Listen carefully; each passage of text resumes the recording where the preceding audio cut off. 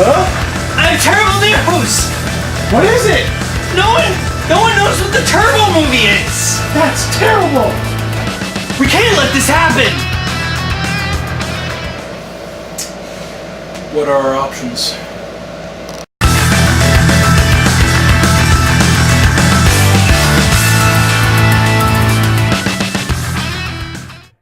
Thank you for joining me today.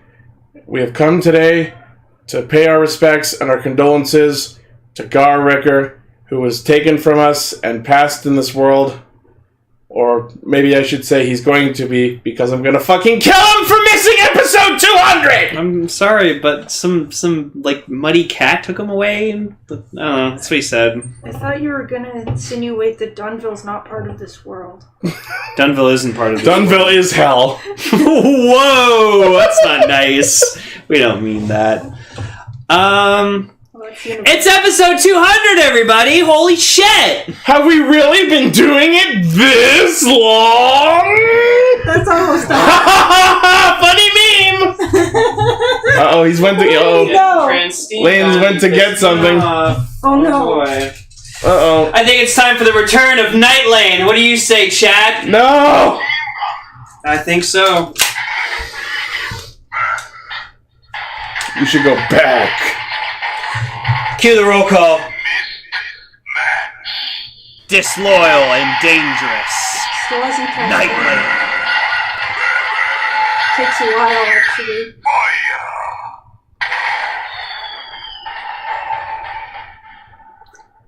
That's right, folks. Night Lane has returned. And now it's time for the first of several surprises I've prepared for our recording. First up being our brand new roll call! Cue it. We are live!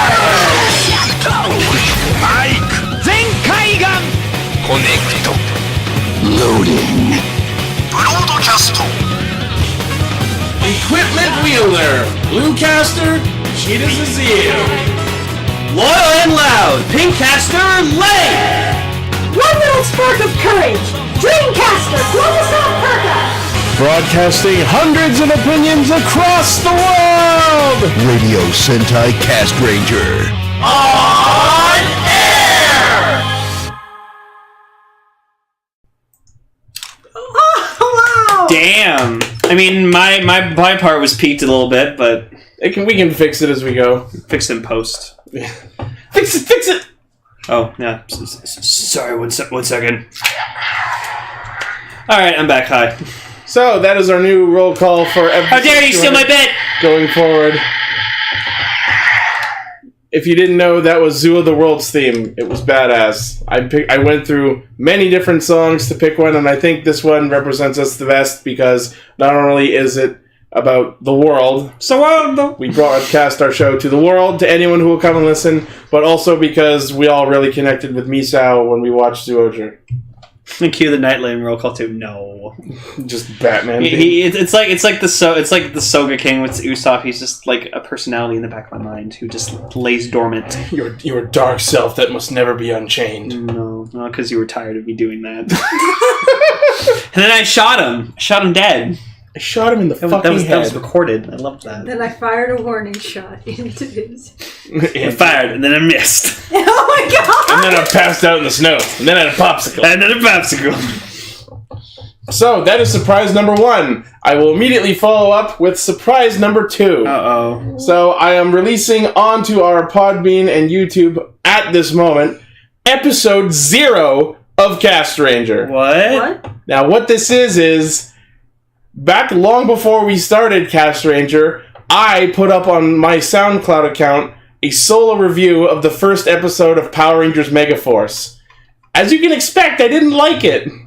So if you want to hear little baby Ichi bitch and whine about Power Rangers Megaforce, okay, you'll be able to hear that now. I guess that's Castranger technically. That's why it's episode 0. It's the original chapter. Also, we're considering we might redo some old episodes that never actually aired because the footage got corrupted. So. Yes. Anyone who pays attention to the Podbean website will know which episodes in particular. Rep episode 8. Sad that never came to be. Right? So I'm just putting that episode out right now, and it's going up on the YouTube channel as well. Oh my god, that's so exciting. There you go. Episode 0 is now live. Yeah, holy shit. 200 episodes. That's nuts. Like, as you've said countless times, Ichi, like, this is the most, like, recurring fucking thing we've ever done. The most consistent project I've ever done in my life. Yeah, like, Jesus Christ.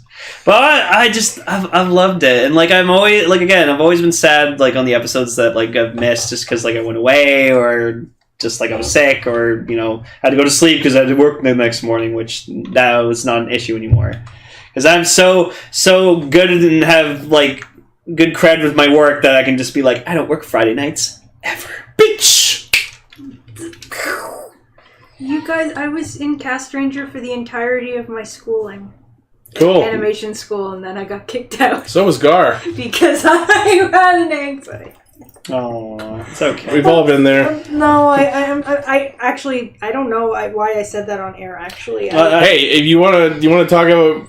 I have had panic attacks at work literally every day this week, so... I heard. It's horrible. But it's fine. I'm here. The week's over. So let's all be happy! I've been playing Final Fantasy 15. I won a contest from Kraft Peanut Butter. Yeah, holy shit! Tell us about this contest, because you never gave us the describe details. that. Because we're only talking about building Patranger, so... I don't think anyone's really going to be that interested in peanut butter contest lore. People are interested in people winning money. As a huge lover of peanut butter, I will definitely want to hear this. Well, I like Kraft macaroni.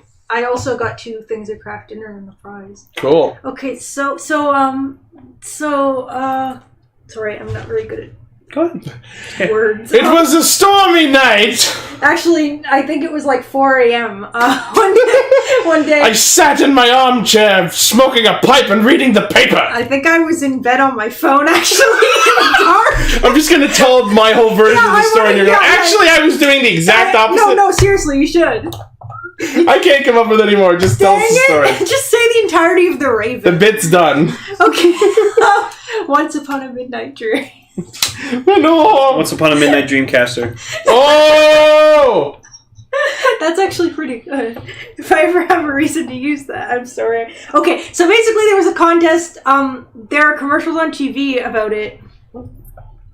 Where it's talking about Kraft peanut butter, is like a way of bonding with your family. Oh, because like the hugging bears, yes, right? The hugging bears. I have one of those. And they showed It's covered in peanut butter. They showed the bear plushies where if you hug one of them, the other one lights up. Whoa! Like using a cloud system. They're alive. That's yes, sick. and they said, give us a reason why you would want these bears to win the contest. To sick them on humanity. And I remember being like, well, my dad's pretty much never home, ever. He's home, like, rarely.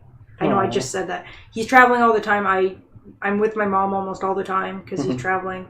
And I said I would want to send one with my dad when he travels so that he could have it and I could have one of them. Oh, so like no matter where they are, if one gets hugged, the other lights up? Oh my god, that's adorable. That's fucking sick. That's what I was thinking, and I just put it in. I thought, like, I was heartfelt and true with that, but I also did not think by any means that I would actually win. That's amazing. And I got sent a text that was like, by the way, you won the apparently I was one of several winners, but okay. I won the contest. But then they also said that unfortunately the bears are some security issue or something is going on with them. Something about enslaving humans? Yes, so we cannot act them. Oh, Monokuma. We can't actually send you the bears yet, but as an apology, please don't sue us, because I think Kraft thinks people get really mad at them. We're going to send you $400, the value of the bears, and also $400 worth of Kraft products. Jesus! So I got a giant box of Kraft stuff, and I also got a $400 prepaid gift card. Holy crap! A prepaid credit card. That's amazing. And I thought to myself, what am I going to spend this on? Because I really don't want to spend it on me. So I thought, I'm going to take everyone out to Mandarin because I have $400. Yeah! Bitchin'. No, I'm looking forward to that. That's going to be good. Yes, so like thank you, my dear. It doesn't have to be like, oh, and you can't order blank and blank. It's like, order whatever you want. It's $400. It's my $400. I want to spend it on everybody. Sweet. Cool. Anything I wanted to buy that was bigger than that, it would cost way more than $400. I want to see this craft basket. Like, I you need really to send want us to pictures. Yeah, you need I to don't send- actually have any pictures of the basket before we disassembled it, but it was just a basket, like a wicker basket. Did you get like a giant jar of peanut butter? It was a normal size jar, but we got all 3 kinds. Nice. Cool. Smooth, chunky, and the organic kind. Smooth's the only way to go. And Smooth. And I also got. Let me see if I can remember the contents of the craft box. Let me check the receipt. Two boxes of craft dinner. One Jello instant pudding, one Jello. Oh yeah, craft is Jello's craft. 2 of those liquid Kool-Aid adding to water bottle things that I first actually tried at your. Oh, okay. Oh, cool. Except the 2 I got. I call them cherry energies. The 2 I got were both orange, which is my favorite. So I've been sporadically using them. Bitchin'. I still haven't figured out the right ratio of water to. My thought on that is squirt until all the water's red. That's not what you're supposed to do! You're supposed to put 2 drops in it! The flavor doesn't get in there well enough. That's why I have to stockpile that stuff. Me, I love peanut butter like a crap ton. It's one of my favorites. I call it fucking mankind's greatest gift, ever made. Well, other than Star Wars, peanut of course. butter's pretty great. It's amazing. I have tried tasting it right out of the bottle once and never again. Wait, tasting peanut butter out No, of the bottle? the cherry energy. That's I was actually don't do that. I was curious! I was gonna ask, why don't you not just drink it right out of the thing if you're gonna put that much in the water? I ate a spoonful of the powder one time. That was a bad idea. You heard it here, guys. Lane's addicted to the powder. But that's there was a thing of instant nabob coffee. As long as it's not instant napalm. Kraft makes coffee? Okay. Nabob coffee grounds that we can't use. I don't know if you guys use ground coffee, but if you do, then I'll give you. No, I hate coffee. It's disgusting. I'm not a fan. There was a 3-pack of Heinz condiments. I thought they were going to say Heinz condoms. I was like, what? Were they all 3 Were they all 3 kinds? Yes. Relish, mustard, and ketchup. Yes, relish, mustard, and ketchup, and a giant jar of Heinz mayonnaise. Oh god, you must have gorged over that. I almost, but because of my diet, I didn't. I told myself that as soon as I had a free day, I would take a spoon to it. And now I'm starting to think that I've... Just holding a spoon? Smash! No! That's what I imagine when you say take a spoon to it. A single human being who's more passionate about mayonnaise than Emily is. What? I respect you for that. What, mayonnaise? Yeah. If it helps... You stayed up 12 hours playing Splatoon non-stop for Team Mayo. That's fucking dedication. That's because I thought to myself, if Team Mayo loses this, I'm never going to forgive myself. And you won. I was proud of you. To balance that out, I'm the least most passionate about mayonnaise, the person I know. I'm okay with it. I don't know why I like it so much. It's like my favorite condiment. Mine's ketchup. I eat it on fries. I eat it on pizza. I miss the colored ketchup from the early 2000s. Apparently, right now there's Nickelodeon slime sauce in stores in America, and it's just green ketchup. Yeah, Shu, I'd say that. Put that in the ultra chat. And what else was there? I'm sorry. There was also cookies and stuff too. No, that's actually, Christy. there wasn't any cookies. That's Christy. Craft beer. No. I think that was pretty much everything. I think there might have been some. Well, good job. I've never won a contest in my life, so I wish I could. Don't know how I won this, actually. Like, the closest thing I've ever won to something was, like, one of those, like, how many, like, jujubes are in a jar, and I was, like, the closest. Nasal spray! Come on! God damn it. Wow. That picture brings me a very visceral reaction. When you're breathing a little too easy. Wow. Is it? I won a contest when I was a kid. I read the Junior J's magazine. Oh my god, Junior J's! And I won. I was one of a couple of kids who got to go spend a weekend at the Skydome Hotel for their creative conference, where we would feed them ideas for the comic. You poor soul. I guess that didn't work out because the comic closed in a couple years after that. Ouch. The ideas you gave them were so good that they couldn't keep up with them. We can't possibly top these! Yeah. This Ichi guy. And only now do I realize that Dr. J was straight up Doctor Who. I'm not a Doctor Who! What? Dr. J from the Junior J's comics I had a crush on the Doctor before I even had a crush on the Doctor. Right? He was even in a flying pop can that's bigger on the inside. Isn't he an android though? I think so. I don't remember the comics too well, although I would love to find them again. I remember the comic from the Owl magazine. That was intense shit. Anyways, we've gone on way too far. I'm sorry, we talked about... It's episode 200. We can divulge a little. Yeah, exactly. Well, probably like our topic for the end of this episode will just be us like reflecting on Castranger as a whole. Well, the topic is the script read. I know, but we can that's divulge a little tomorrow, bit. Right? Yes. So we're recording this Friday night, and this is going to be part 1 of episode 200. So I promise I will say this right now. It's just going to be me and Emily and Ichi just reading the script. Like we're doing all the parts. It's going to be hard, but we're going to power through it. No, we're going to have like Red Caster's going to be here, Green Caster's going to be here, North Caster's going to be here, and someone you've never heard before. Yeah, we won't make her Caster. She's it's up to her. Yeah. She's been talking. Caster-like. Cell has been talking about giving her a designation, but we'll see what happens. Anyways, she's great. She should be caster. She's worth it more than I am. Oh my dear, and I've already told you many I'm serious. times. You're one of us. She's like a big deal. You're also a big deal. You're a bigger deal. You're a bigger deal. So don't say that. This week we are talking about Build episode 38 and Patranger. Did you hate it or? Episode 17. No, just this episode, man. Jesus. Build. Christ. An episode where almost nothing really happened, and then at the end, holy crap! What the heck happened to it? Play the thing.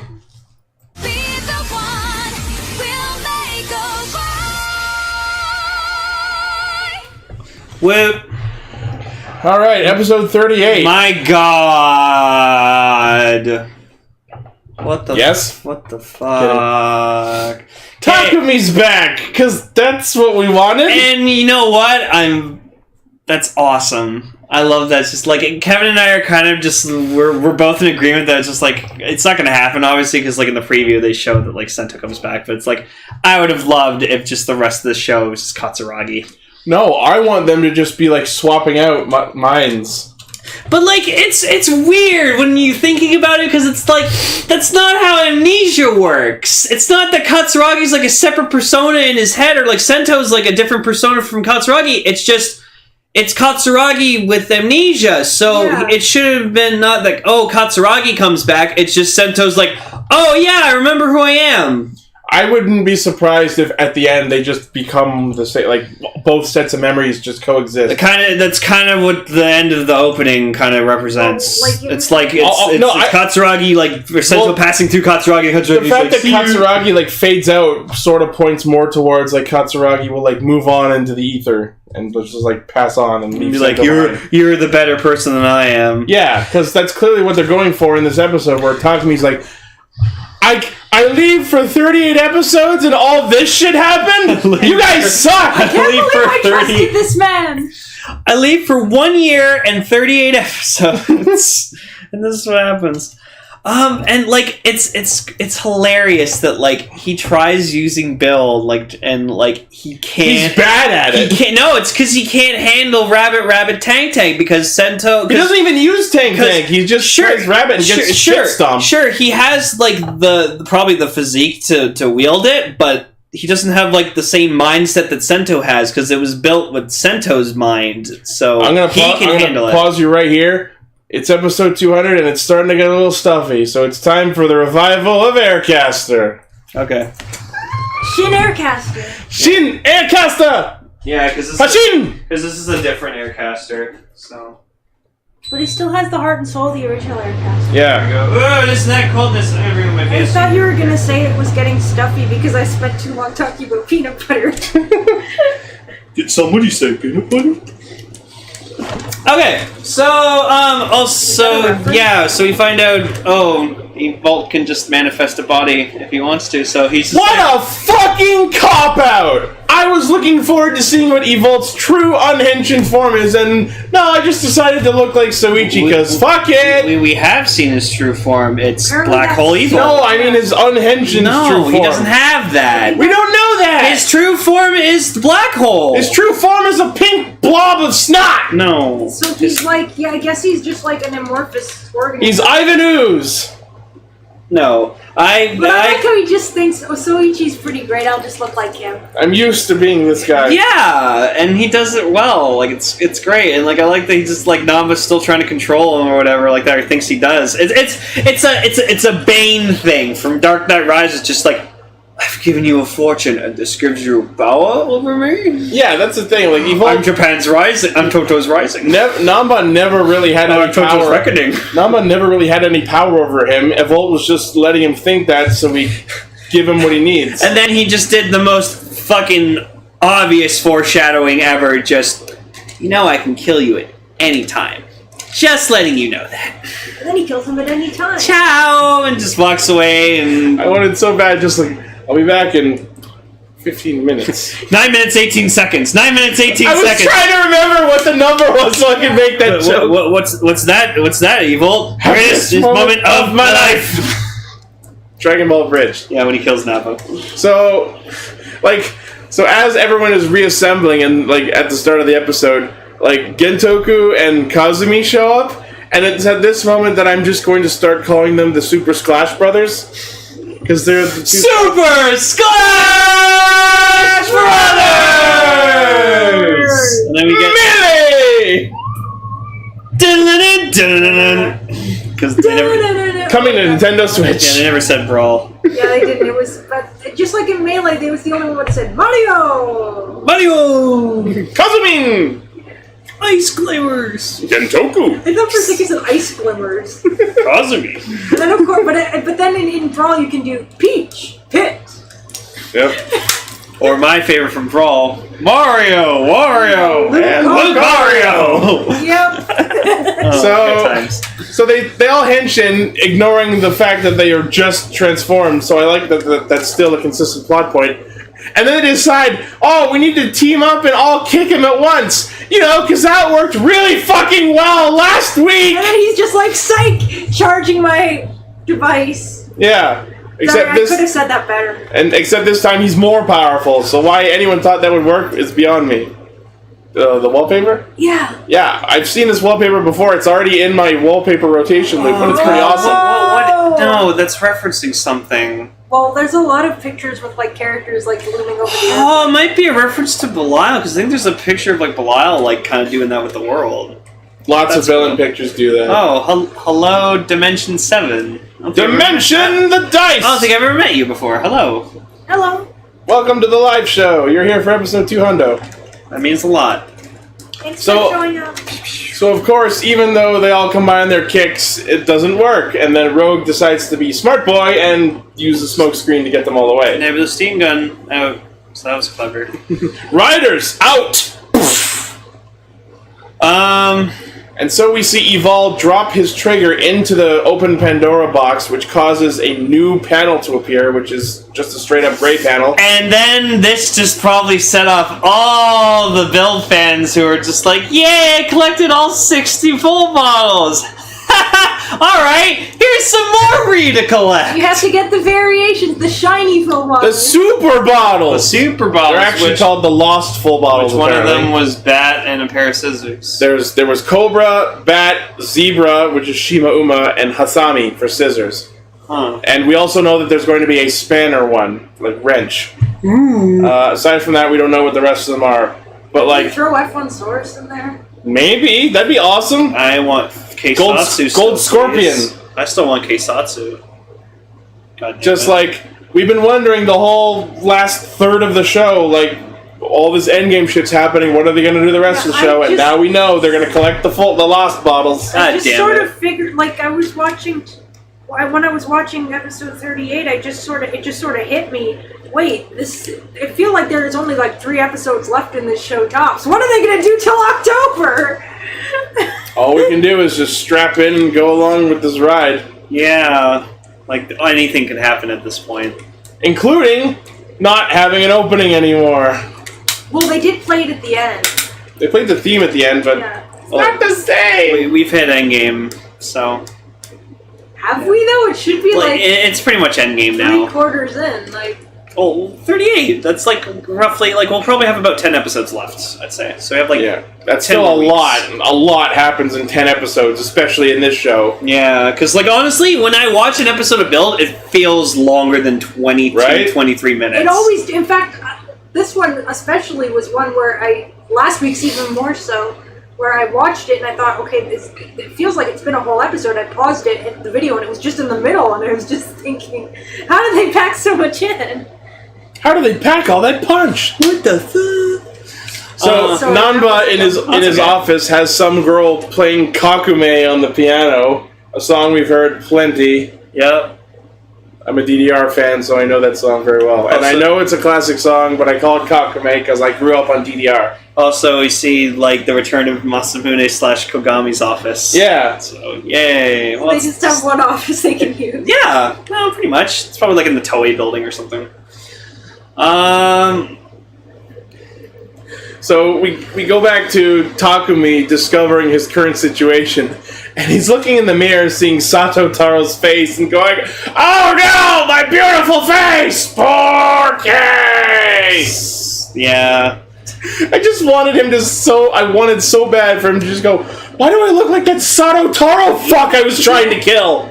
Yeah, I'm surprised you didn't mention that even once. I don't think he ever met Sato Taro. I think he just called him on the phone or something, and that was it. Well, thinking about it, yeah, because Stark probably killed Takumi before Sato Taro showed up. I never actually saw him. You probably just saw a name or a number and just called him and went, "Can you come here and be my guinea pig so I can get away with a conspiracy?" And then he dabbed his way in. And then he dabbed his way out. Yeah. Well, yeah, he got a knife in his back. And then he became our main character. Well, the face became the main character.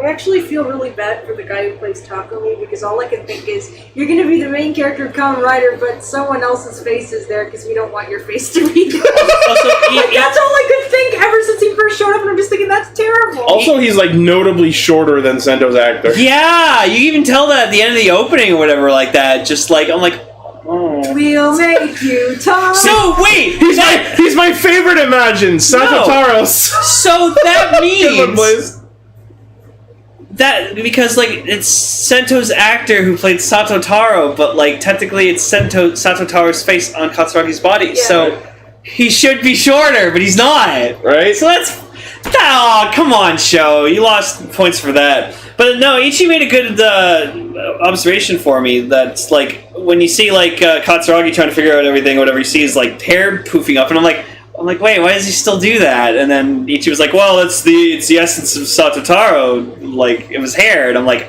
oh, you still got Sato Taro's head and face. Yeah, so his hair does that. It's like if Takumi got a fucking plastic makeover, whatever the fuck that's called. Yeah, plastic surgery.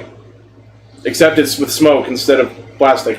Yeah, and so just he goes over to Misora, he's like, yeah. Lol, I tortured you! I'm sorry.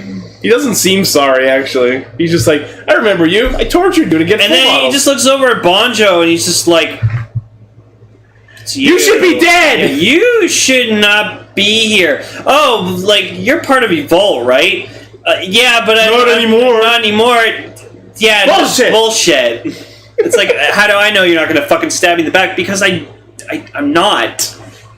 And then sees Gentoku, and Gentoku's just like, oh, Katsuragi, and Katsuragi's like, oh, god damn it. Remember that time I stalked you in front of the grocery store? Good times. How could you forget that time? Remember you saw me frustrated? He has had his memories fucked up. That's true. Remember when you saw me frustratedly kicking the computer console? Right. And then there's that guy in the corner who was just like, oh, shit. Whoa, shit, fuck. I'm gonna go back to work. And then they go out to talk, and it's this is an interesting thing that they do. They revert between Sento and Katsuragi. And I like it. Really fucking cool. And but in the first time they do it, you can tell that Takumi is shorter. Yeah, but it's still cool seeing Sento's actor talking like Katsuragi. Yeah. So it's and he even says some English words and stuff like Oh that. no! Oh no! See you. I wanted that to be his last line he says to Evolve. As he dies. See you. Good job. But yeah, Katsuragi effectively tells Gentoku, you fucked up, but I don't care what your excuse is. I mean, Gentoku had an excuse. He got fucked up by Pandora's light. Yeah, he's like, I want to make things better. And he's like, well, you don't get to. I will. I'll fix this. This is my system. I made it. I will fix this. And proceeds to not because he can't handle build system because he's only used to the base shed. Maybe Hazard? Speaking of Hazard, so, like, Evolt decides he's going to rule the country now because I guess he's no longer interested in destroying the planet, which he confirms later, weirdly. Yeah. But he's like, that's okay, you guys can still be figureheads as long as you bow to me. And, of course, Nanba, being the pompous ass-fuck he is, refuses. Yeah. So he decides, we gotta level up our guys real quick. So they stick the Gear Bros into the capsules. And, like... But what I was mentioning is, they don't use the hazard trigger. Because that's what they used to power up people before. Instead, Utsumi just has a machine that he, like, has a giant blue crank on it. He just, like, throw the switch! And, like, as soon as we saw that the Washo brothers were in those capsules, I'm like, they're dead. Bye! Because we know that once you power yourself up, if you get damaged they're enough, going the way of the hazard smash. You're going.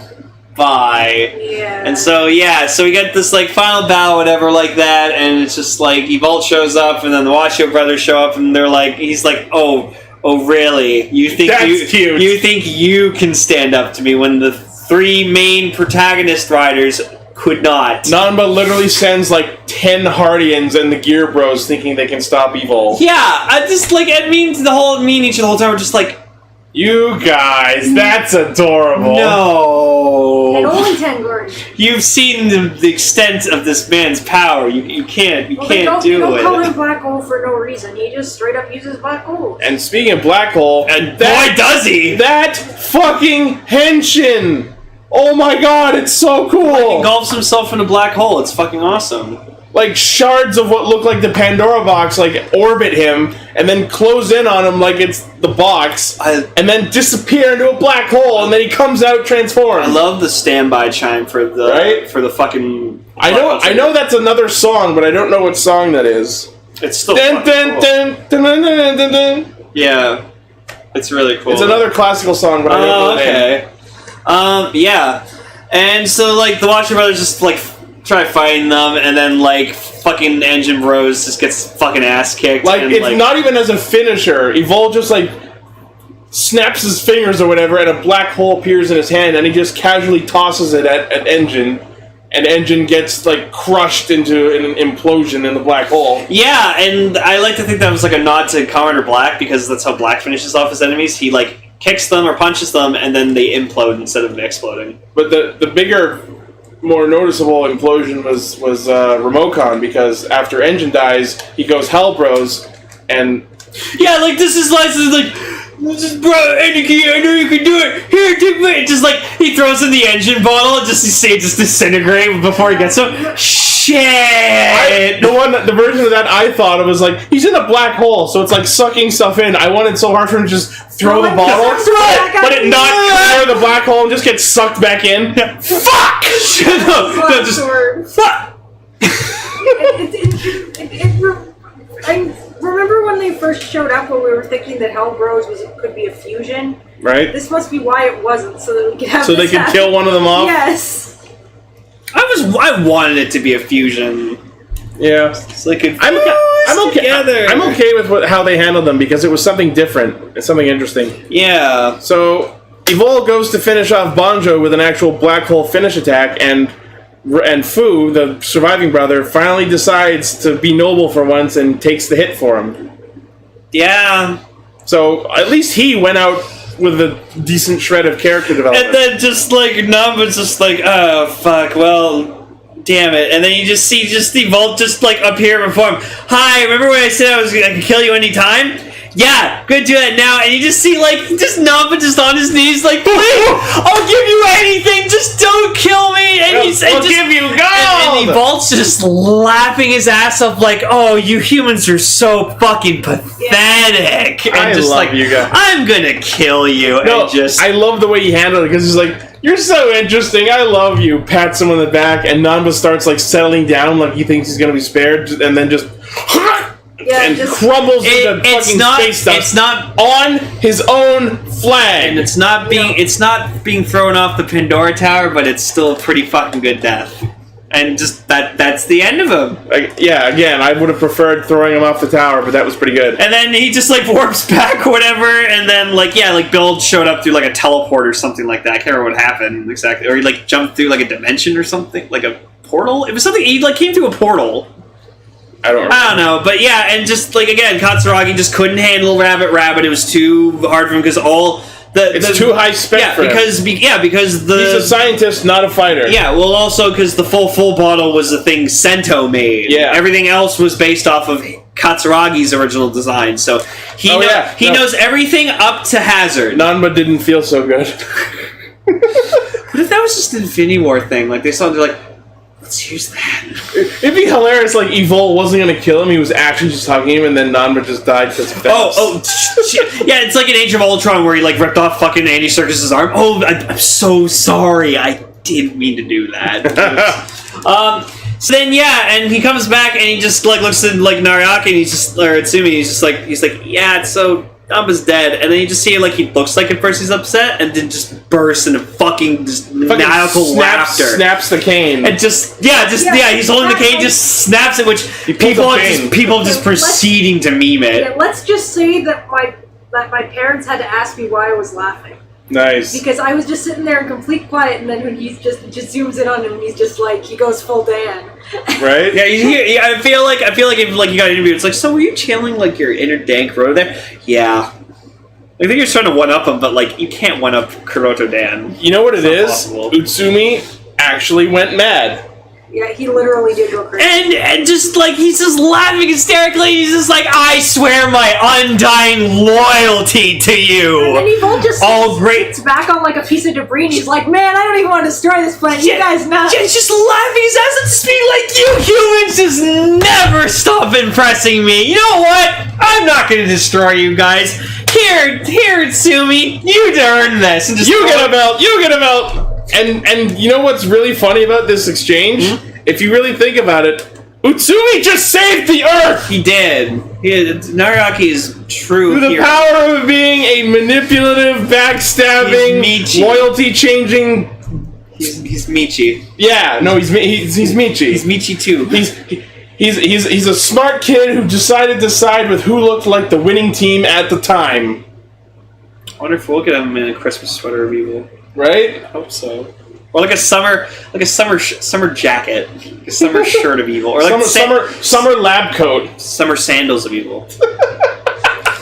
And like the MadRogue Henshin was alright. It was weird. I thought it was cool. I just don't like that it just goes bad engine. Well, yeah, that's just the way the belt was programmed. I know, which makes me think that MadRogue was an afterthought. Yeah. But, because, like, if you put Bat Engine in the build driver, it actually has, like, a proper, like... Because there is a build Bat Engine form, and the actual Bat Engine bottles are coming out, and you can see what the Bat Engine form looks like. Hey, Godoku, you MadRogue? Oh, wait. Fuck off, Utsumi. Nice. No, and I like that it shows, like, a zoom up close in his face, and it just, like, you hear the belt just go, oh, you're right. He's just like, Henshin! He's so happy. I actually really enjoyed that scene. When you finally are able to forge your own belt and join your friends. That's what I was thinking. But think about it. Like, he's been MadRogue, and he's been Hellbros, but now he's finally a Kamen Rider. Wow. No, he's breaking the sword because the blank form sword was a piece of garbage. Oh, yeah, this image of Nariaki breaking Ryuki blank form sword. While coming out of the continuous... This is all sorts of win. This is the best picture ever. It takes so many levels of context to get using this, the Utsumi meme, this is the best one, just because of I saw? I saw one of Utsumi snapping the Evol driver. No, and then I saw when someone put one over, like, Bane's body of just him snapping, breaking Batman's back. And I'm like, yeah. It's been fantastic. But... I would love to... I'm looking forward to seeing MadRogue fighting against Rogue, because this is clearly like an evolution of NightRogue. Mm-hmm. So I'm looking forward to him throwing this back in Gentoku's face. Well, Yeah, and That also explains why Kamen Rider Rogue is a crocodile instead of a man. I'd like to also think that, like, we saw when he, like, was trying to transform Henshin or whatever like that, like, it didn't work at really first. struggling for him. I think that's gonna bite him in the ass later. Oh, he's probably gonna die. He's probably gonna not die from a rider. Ball driver is probably not meant for humans. He's probably gonna, like, the belt's gonna consume him and just, like, I wouldn't get surprised if, like, the belt just, like, explodes and just he implodes into a black hole or something. Something like that. Yeah. That's Oh my god, can you imagine MadRogue Black Hole? That'd be neat. Overall, honestly, seeing the design, like, the suit in, like, the show, it's good. I like it. I like the helmet, especially. I noticed the eyes on the helmet. Not Solid. compound. Not compound. Solid It's purple like eyes. it's like Kuga. Kuga had solid eyes. Yeah. Never had compound. I really like it. So it is a marked, notable evolution of the Night Rogue design. And that fucker's gonna be a premium Bandai exclusive. Actually, you know what? If they put out a figure out of him, I'd buy it. Got it. Grease v Cinema, MadRogue v Cinema. Just Ooh. Rogue and Rogue. Right? Just Rogue and MadRogue versus movie. That would be cool. Just fighting over their ideals of, like, how the country should actually be ruled, because, like, they both have different views on it.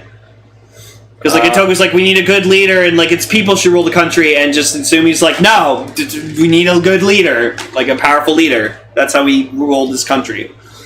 But yeah, I like that earlier when Evol is talking to Katsuragi, he's like, this is the result of the rider system you created. Except it isn't. The Evol driver was something he had before coming to Earth.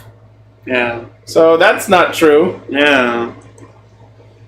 Yeah, but overall, stellar episode. Oh no, this was fucking great. We're getting to the end game now, and shit's getting so good. Build has still. Evol himself literally says, as the not opening plays, this is the final chapter. It's the final chapter. So next We need to week. make a Space Jam reference.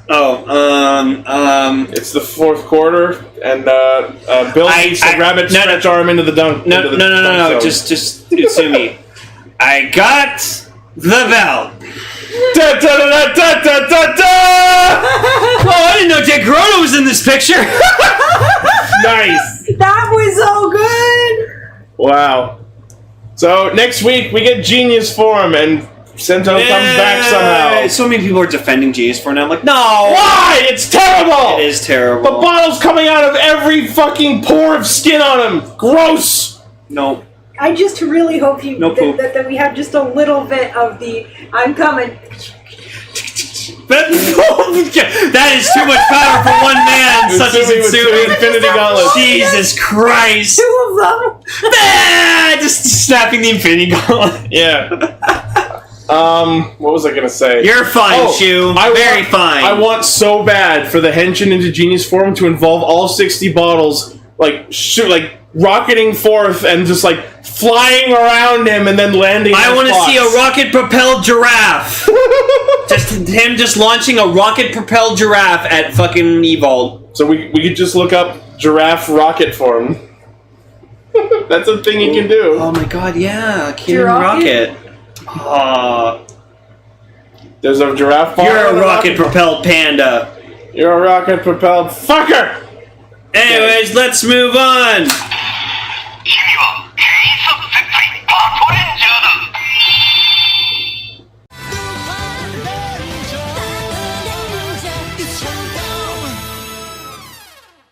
So basically, this episode was pointing out how awkward Keiichiro is with normal people. Yeah, okay. So, the whole synopsis of this episode is there is a girl named Mana, and she's really cute, and, like, she has a crush on Keiichiro. She's apparently had a crush on her for, like, a good while, I guess.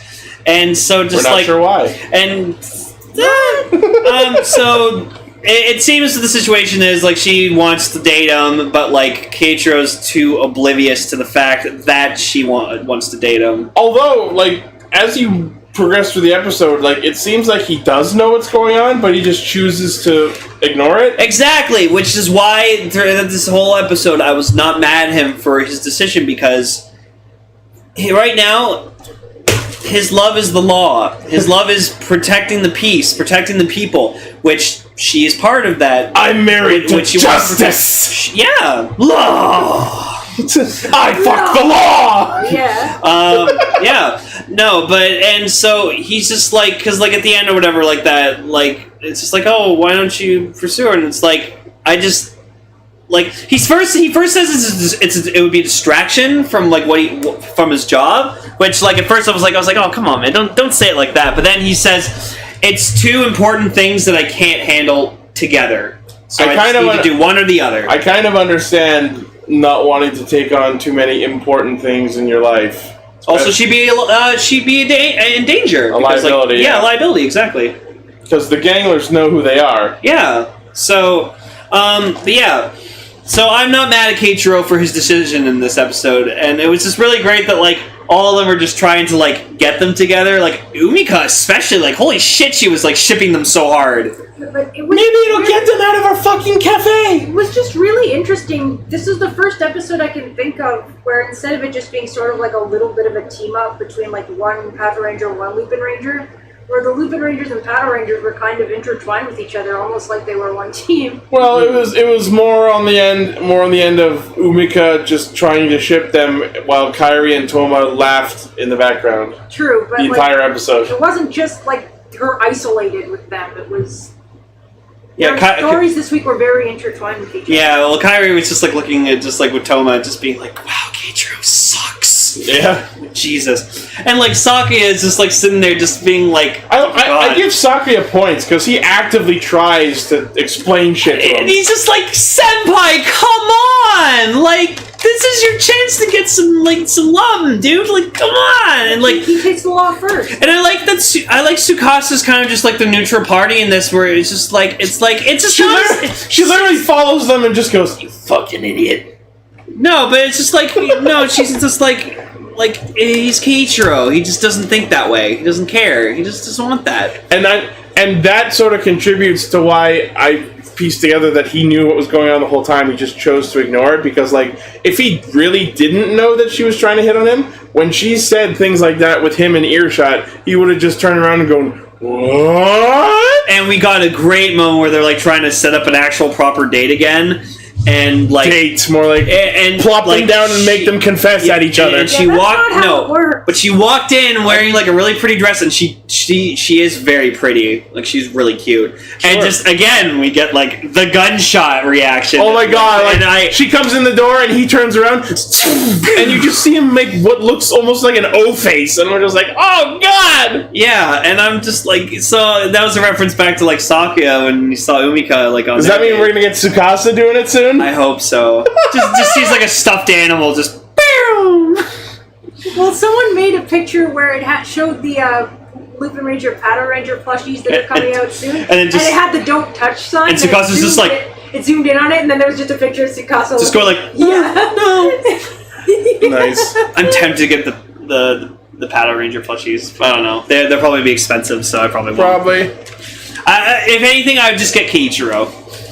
So, the monster of the week, Nero Kilmer, was a pink tapir with a lance who sends people into their happy dream world. This guy looked awesome.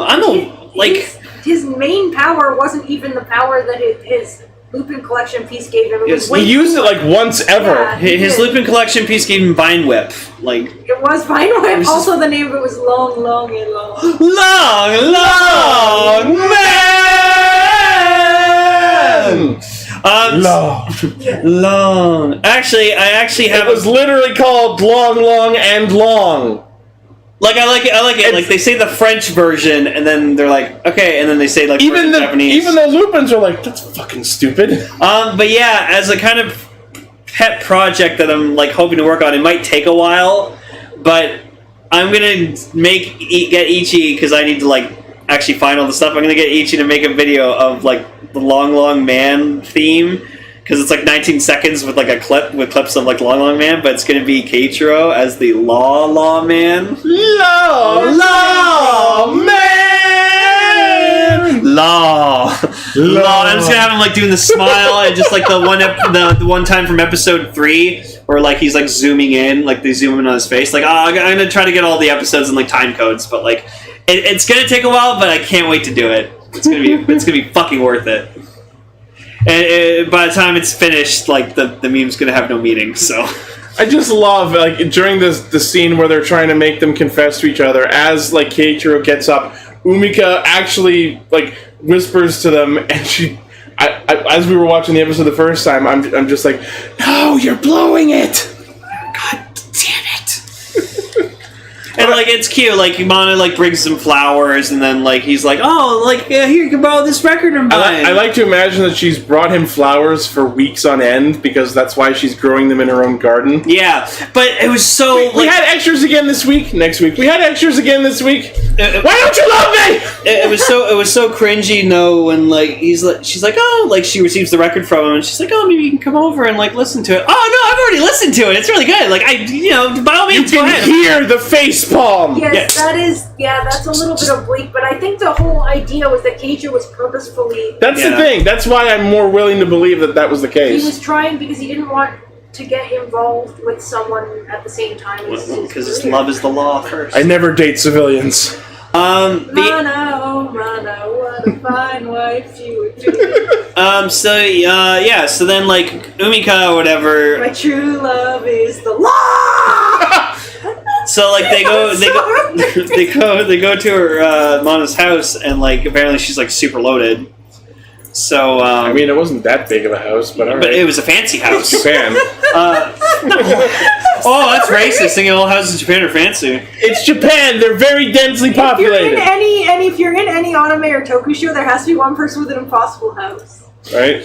And like she goes over, and it's like, oh, so like you're gonna invite Keiichiro over, and she's like, oh no, I'm leaving tomorrow to go to Austria to perform music. What? Well, because honestly, the true place of classical music is Austria. Like that's where the best classical music was made. If you say so. Well, Mozart was Austrian, so Beethoven was German.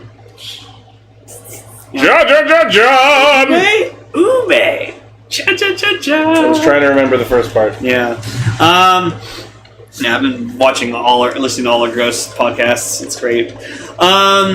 But yeah, so then like it's Umika almost fucking slips her identity because like they're fighting the taper monster or whatever like that, and just like. Although if you think about it, like she calls Kairi and says his name while running next to her, so Mana could have pieced together that Kairi and Toma were red and blue. Maybe. Somehow we have a. Oh, sorry. Go ahead. Sorry, are you sure? Go ahead. Somehow we have an episode where the villain who puts people in dream worlds, and it was barely utilized at all until the very end. You know what they never explained? Why Yumika was able to resist it. Like, because like they get into the dream world and she's in her high school uniform, so my immediate thought was, oh, they're gonna have her friend be alive again. That's what she really wants. Yeah, that's what But that didn't happen at all, and it was never explained why it didn't happen and why she was resistant to it. Or why she was in her uniform anyway, if that was the case. Right? It was great though. She like runs into like fight him and stuff, and then like you see like Toma and Kairi show up, and they're like, "Wow, you're fucking impatient, aren't you?" The character on this show is Unlimited Ramen Guy. And then that guy was great. So yeah, she like yells at Keiichiro going like, "This is your fault! It's all your fault!" And he's like, "What are you talking about?" And like that's when like at the end of the episode he kind of like clues in a bit that like, I think start realizing that they're the Lupins. They might be the Lupins, and they're like, "But we already proved that they aren't." And it's like, I don't know. We should take another look at it. So I like that they're kind of going back to like. I'm glad that we're finally bringing this up again. And speaking of things that I'm finally glad are being brought up again, hi, Friezo amigo. Where have you been? Oh yeah, he just showed up at the end there. Busy eating ice. No, because you know what? These past few episodes have been just about developing the team again, like developing the characters. I think so. Now we're at this. The last few episodes have mostly been about getting the new VS vehicles, and I gotta say, like. We're on episode 17, and we're still on the Monster of the Week, getting the new things part of this story. I think it's almost time for us to like get our 6th Ranger and move on to the proper plot of the show. We'll be getting that soon. I think like this month or next month we get Lupin Patranger, so because that's when his Changer comes out. Comes out the week of my birthday. Yay!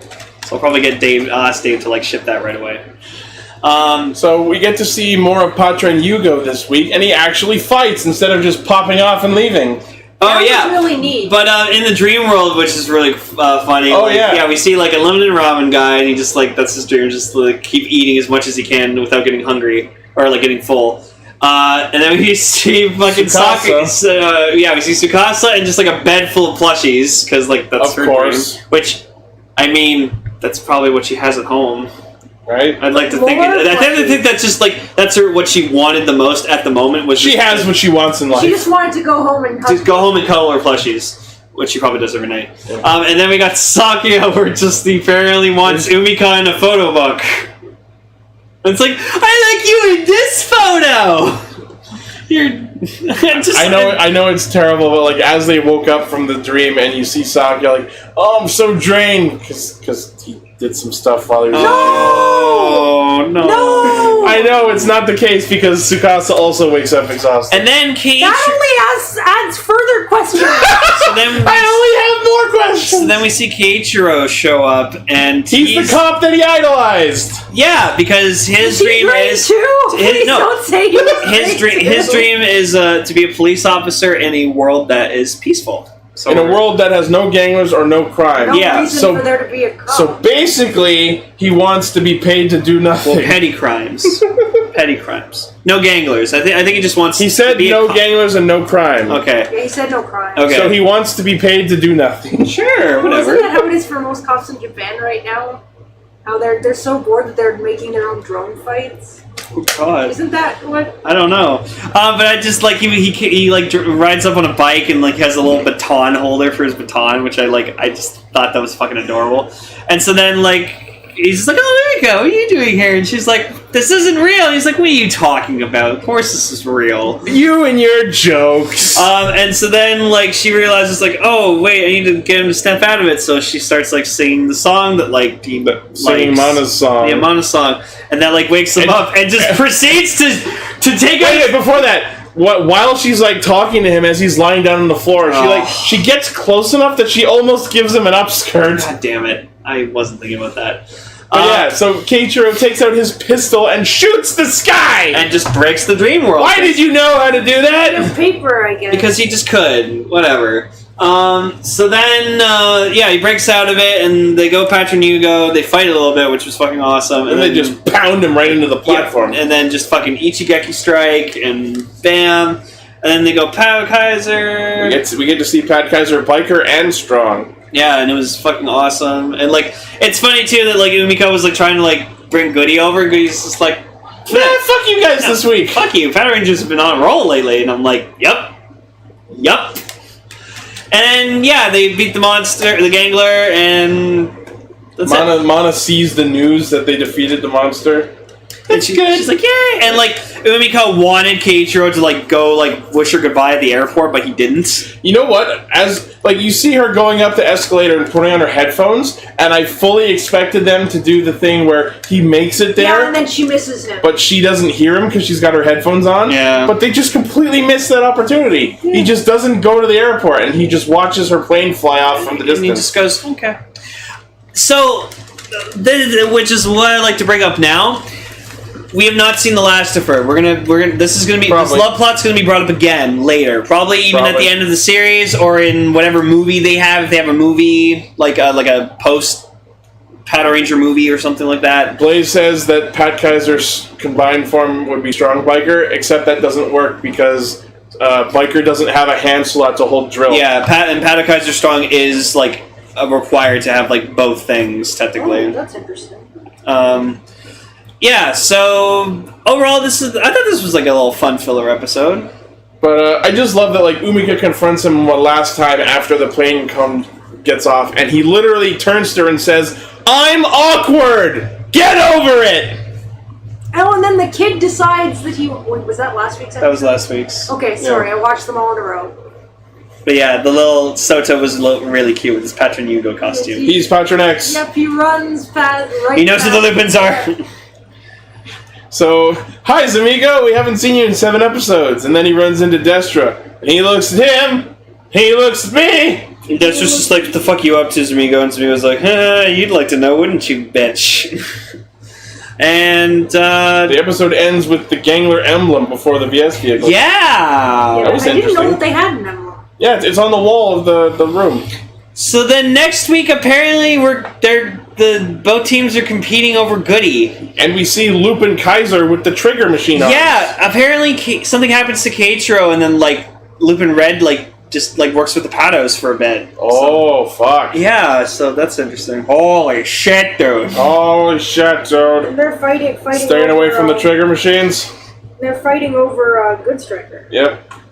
So now, stinker! so now it's cool to know that you can just take, like, you know, the red dial fighter and put green and pink trigger Well, machines. yeah, we already knew we could do that. No, I know you could, but, like, I was hoping we'd see that in the show. Of course. So, of course! Blaze has been waiting for this.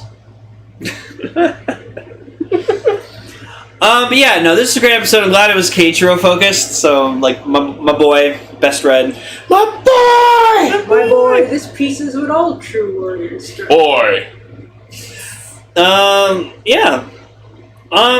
So I guess just like quickly overall, just like.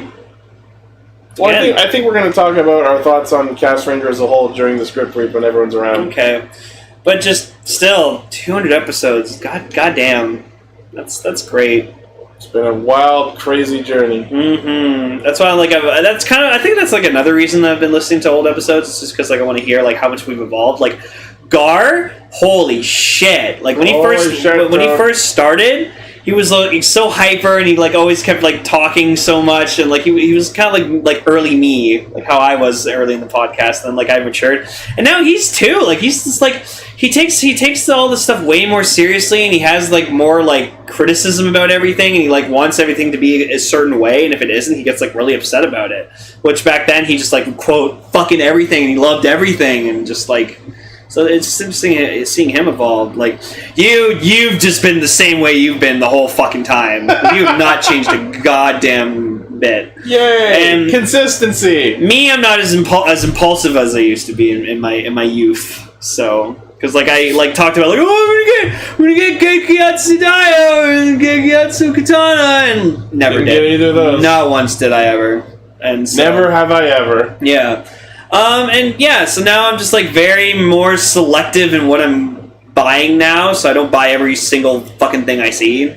So that's why like I like went completely. You say while having a full Patranger shelf. That's me being controlling of what I bought. So instead of buying, I'm only buying everything from this series. yes, that's why I went complete cold turkey on build, and instead of buying all this random build shit that I probably would just sell in a year from now, I will buy a collection based off of Sentai that I really love. A Lupin collection? No.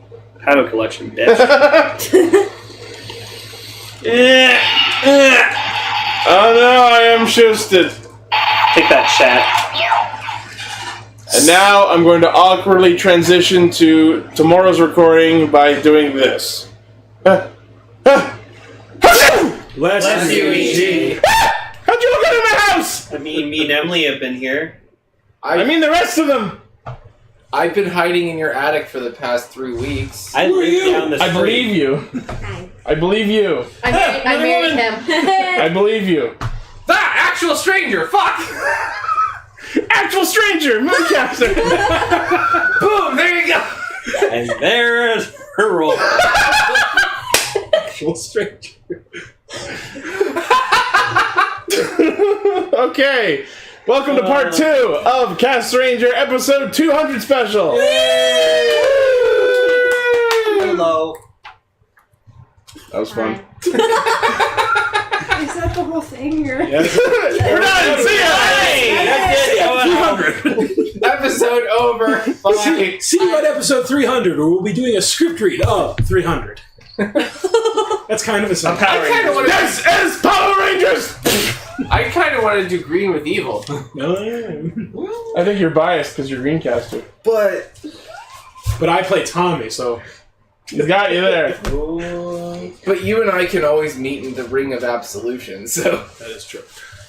Anyway, why don't you take it from there? Alright, so if you haven't figured it out by now, since episode 100 was a script read of the 95 Mighty Morphin Power Rangers movie, what better follow-up for episode 200 than the Turbo movie? Oh, boy! I can think of a dozen things better to do, but... We're gonna do it anyway. The one everyone Paul, remembers. where's your girly wig? Oh my Right? god, I remember. I'm not gonna bring up the circumstances that led to us not having the girly wig anymore, Lane. Fair enough. Because that's a can of worms we're not... We had to break up, it was painful! I was gonna not talk about it, but okay. Meant you in the hair. But, does anyone here have a girly wig? I have my own hair. That's my hair's really bad. Does Gar have something? Quick, someone Wouldn't pass surprise me me your if Gar weed. did! Here, wear this Godzilla on your head. No. So, yeah. I can always just hold my hand up like this at all times. I can go woodly woodly woo! Are you doing that thing from Hook? So yeah, Gar's not here because he had a thing to do back home in Dunville. Something about a money cat, like I said. I don't know. I hope he caught it. I hope so What if too. that was just like what His money life cat is? They just depends chase on a money cat, a bunch of money cats. That'd be fun. Money cats, oh money cats. Alright, so this is a script that I transcribed myself while watching the movie on Netflix. Yeah, But the funny part about- I'll tell have the some story. Ichi style narratives, so have fun with that. The funny thing about that is I did it in over the course of 3 evenings with a third of the movie on each. And then when I loaded up the movie to watch it the third evening, they had taken it off Netflix! That's kind of wonderful. Thankfully, you found it on YouTube. The whole movie's on YouTube. Because fuck it. So go find it. I mean, But that, yeah, we got Links some... in the description. Not really. Yeah, you know what? Links in the No, let's description. not do that. You can Google it yourself. So yeah, we got some familiar faces. We've got some faces you haven't seen in a while. Hi. And we got a brand new face here. Hi. Female! Another one! Facecaster! Girls, listen to our shit! They don't really. Maybe they don't listen to you. But anyway. Oh! Savage Caster's not here. He also bailed. Well, what are you gonna... No, Paul. For real, why don't you introduce yourself? Because you've never been on anything before. Hi. I got invited by this guy. No, you didn't. Yes, he did.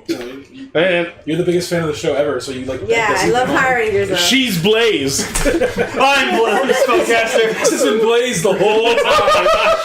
Guys! Don't promote! Guys, I'm the new caster. I just didn't know you're not cool. Blaze is like, I'm a girl? What? This is my Blaze friend is- Connie. She's a huge Blaze Power is Rangers fan. thoroughly confused Yes, I am. right now. Pink Ranger! We have one already. She's both. Too bad! Yeah, I took it. thief. You were split into two at some point, Blaze. I love Somehow how the he's other like, one's a girl. I don't know "Fetch." either. Yes. Hello. So she has chosen the name of Mooncaster, I believe. Oh, she is. Mooncaster Eyes. B-I-C-T-H. Mooncaster. We don't have a Mooncaster. Now we do. We do now. Now we need a sun This cast. may be the only time you'll see me here. I don't know. Probably. And of course, Emily's here, Miss Dreamcaster. She just bought us dinner with money she won in a contest. I can't believe that's so She's cool. the dream. The 100% dream caster. Anyone watching the finished video heard the story in the first part of the episode. So any of you who didn't get the full story can go back and watch the video. No. Links in the description. It's the same video they're already watching. Okay, Extra so short we'll something. start this easily. Mooncaster? No, just Sel, Danny, Mooncaster. Raven, Paul. What are your, Copyright, what are your Dad, thoughts copyright. on Build so far? Build is a writer series where It sure is a show. where bad guys appear Uh-huh. and good guys fight them by turning into writers. Wow. And there's a city. B-. Paul, we just asked you what your favorite color was. Slow down. There's like a country, and it's divided into 3 different I love things, things. and they've all got robot people. Raymond, I still hate Fight. Sento. Ichi, I liked how you gave me a B- And there's a box! because you know it's like he's not technically wrong. Right? Okay, so let's run through who everyone is going to be doing. Let's go down the actual list. So, since I was the one who wrote the actual narration because there wasn't a script that I could find, I'll be doing the narration, and I'll also be voicing Diva Talks and Bulk. Oh boy. Let that sink in. Diva Talks. I will be Adam, Skull, and the announcer. Various announcers. I Which I'm will. all just gonna give the same voice. Sure. I will be Tommy, Lieutenant Stone, and Zed. Yes, he does have a line in this. Sort of. I'm gonna be Kat and Kim because Pink Ranger. Both Pink Rangers. Ha! Oh, sorry. It's a little bad. What? It was like she just went, ha! That was great. It's my thing. Okay, I'm going to be voicing Justin for the second Piranatron and Larigo, two of which have almost no lines, and the other one's almost Fred. It's Lee Rygot. It's Larry Gott. It's plot relevant, Fred. Yes. Like I said, you just have to sound like a very sleepy I don't know. Chewbacca I and think you'll nail Fred it was the real hero of the last movie. Golly gee willikers, Batman! Pretty much. I'm looking forward to your no doubt improved version of the Fred train, the Just Engine. Because last time Fred has a ball cap. He's very much a ball cap child. Why did I say that? I didn't have a ball cap. I didn't bring a ball cap because Justin does not have a ball cap. He just has a mushroom cut. But serendipitously, my hair is really bad today, so it works. Sure. Because Justin's hair is really. I'll take your word for it on hair being done. Anyways, I'm gonna be Rocky, Jason. So you have the previous. Sorry. Somebody who was a Red Ranger, someone who was a Red Ranger. Both of which left the show and never came back. If you go by the movie, like the new movie continuity, someone who was a Red Ranger. I mean, kinda. Oh yeah. No, I mean You're three different Red Rangers. You are literally three different Red Rangers. Three different past Wait Red a minute. Rangers. I'm gonna be a Red Ranger in this too. Mm-hmm. You made the native guy a Red Ranger. Oh! Oh! Canceled that episode! Oh! Hey, look at Savan, not me. Tumblr's going to kill us! And I'm also going to be doing Rygog, who has next to no lines anyway. But hey, He's got some funny singers though. Alright, I am gonna be Tanya. Tanya. The second The first Piranatron. Oh, first Piranatron. That's right, both of our Piranatrons are women because my Diva Talks hires women. Whoa. Okay, Trudeau. Equal rights! Equal rights, yes. And easy, I'm also gonna be Yara. There goes wife, Yes. who says one word repeatedly. right? And then there's me. I'm Paul. And I'm going to be... Hi, Paul. Hi, Paul. I'm going to be Rita Repulsa, Alpha 5, Elgar, and a coach! Yep. Gotta love the coach. You gotta totally You didn't take the role! They're trying to give me 20! Okay. Dollars! It's time to do the. Alias! I need money. I hope I don't screw up. I just realized did that great last Emily time. is Larigo, which means like He did. a female couple. He screwed him up the most. Hey, there was a moment where I was trying to be responsible and read my lines off of a tablet, but then the thing crashed and I was just like, alright, give me the primitive freaking caveman version. Appreciate my efforts standing in a Staples this morning for half an hour. But for really, it's good on you because you did it this time, so good on you, man. We'll give you one of those. Queen clap. Yeah, thank you. I'm just glad I didn't have to do it from scratch. But You the mean weird, like me? the weird part is, the only copy of the script of the movie that I could find was literally just the lines of dialogue with no names next to them and no narration. I've seen those stuff like before. that, It's yeah. really annoying. It was so bizarre, and some of the lines weren't even correct, so I had to fix it as I went. All right, well, I believe it's time we light this candle. yes. Turn on the power. Start it up, or we'll never start. 20th Century Fox logo. Everyone sing the song.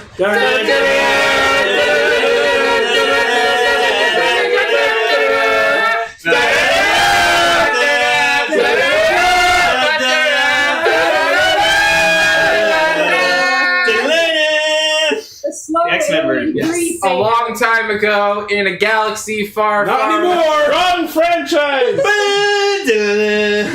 Anyways, Here we go. on a distant planet lives a great wizard named Larigo. He is the keeper of a golden key which unlocks the dimensional gateways of the universe. Larigo is hunted by Divatox, a wicked galactic pirate who needs the wizard's power to release a terrible demon-like creature. Her plan is to join with him in a sinister marriage and bring forth a reign of terror on the galaxy. Lerigo's only chance is to seek the help of powerful friends, but first he must escape his planet and make his way to Earth. And then comes the logo, Turbo, a Power Rangers movie. I love how this is just the story of a lady who wants to bone a Magna creature. Right? Pretty much. It's kind of awful when you read it out loud, though, isn't it? All right. Pan down to Lerigo's planet. A Piranhatron is aiming an arrow at Lerigo. I've got you now, wizard. The Piranhatron fires, which causes an explosion that scares Lerigo and causes him to run away. The Piranhatrons give chase on horses. Get him! Search every bush and tree. Lerigo must be caught. He's over there. Hurry, come on. Lerigo hides in some other bushes. Easy now. He's close by. Keep your eyes open. The Piranhatrons surround Lerigo. There's no escape. Lerigo, it's all over. Wizard, surrender to Divatox. Lerigo takes out his wand and teleports away. Fools! You let him escape! Cut to planet Earth, then to a boxing ring. The Rangers are all training for a martial arts competition by sparring with each other. Tommy and Rocky are sparring. Come on, Rocky! Focus, Rocky! Focus! Tommy, follow through! You follow through, Rocky! Get back out there! Let's go! Alright, get in there! Get in there! Watch out! Come on, move! Adam, get in there! It's not going to get better than that. Adam joins the sparring in Tommy's place. Alright, get in there, Rocky! Spinning heel kick my hand! Rocky does a spinning heel kick but whiffs it and goes down. The coach leans over him. No, look! You're trying too hard. Cut to a school bus driving down the street. Kat and Tanya are supervising a group of kids on the bus, and Kat is leading the kids in singing Row, Row, Row Your Boat. Row, row, row your boat gently down the stream. Should we all be the kids? Row, row, row your boat gently down the stream. Kat notices one child, a boy named Justin, is not singing and looks sad. Kat crouches down to speak to him. Come on, Justin. I know you know the words. I just don't feel like singing. Do you want to talk about it? There's nothing to talk about. I just don't feel like singing. Kat and Tanya in the seat behind Justin exchange glances. Okay. Cut back to the boxing ring. The guys are resting. Hey, Rocky, maybe we were trying too hard. Maybe we're not. Yeah. Nailed it. Trying to do Maybe you're not reading your lines hard enough. Maybe we're not trying hard enough.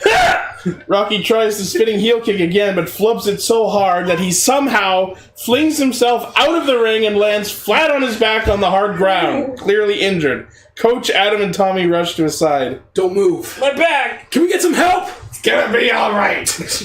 Just relax. Man, I'm so stupid. You're okay, man. Just calm down. Don't worry. Help is on the way. The sounds of quick footsteps of someone running to get help are not heard. Instead, the school bus of children walk in to find Rocky injured. Yeah, that was cool. Rocky! Justin, wait. Everyone, wait here. You'll be okay. Rocky! Wait here. You'll be okay. Hang tough, Rocky. Cut to an alien planet, desolate and lifeless. Pan underwater. We see Divatox's submarine. Cut to the interior. Large doors open to reveal Divatox, smiling, hands on her hips. And that, ladies and gentlemen, is their intro to the whole fucking series. The Piranhatrons salute. Divatox slaps their hands. You're worthless! And you! Divatox points at Elgar. Me? You lost Lerigo. You let him get away. I told you those bull brains didn't have a clue! The Piranhatrons salute again, unflinching.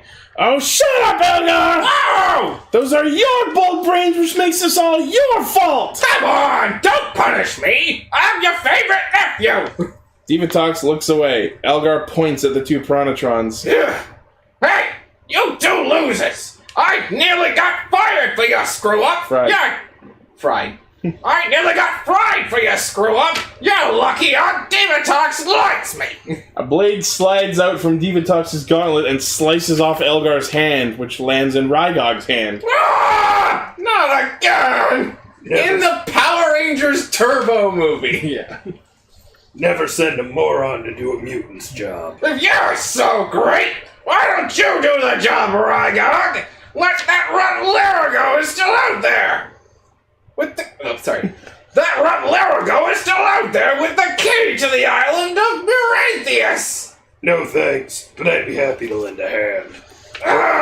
Rygon gives Elgar his hand back as the two Piranatrons laugh. Oh, yeah! Real funny! Quiet! Both of you! Sorry. You're giving me such a migraine. I have a plan. Once we take away the one thing he values most in the world, Larigo will come to us willingly. Where's my Ely? Where is he? Divatox opens a container and takes out her pet electric eel while Elgar tries to reattach his hand. Come to mommy! Come here, there's my boy. Yes! I have a date with destiny. I want Larigo's family captured and brought here. Yes, give mommy a kiss. Yes! Cut back to Earth as Larigo's teleporting energy approaches the planet and touches down in Central Africa. Larigo... Thanks for the teleporting sound effect. Larigo has landed in a nest in a tree. He looks over the edge, then sees some baby birds in the nest, pecking at his feet. He retreats, falls out of the tree, and rolls down the gentle hill. Just sort of, He stands up and comes face to face with a lion, shrieks, and falls backwards down another hill. Other hilly Africa. Yeah. I miss the hills down in Africa.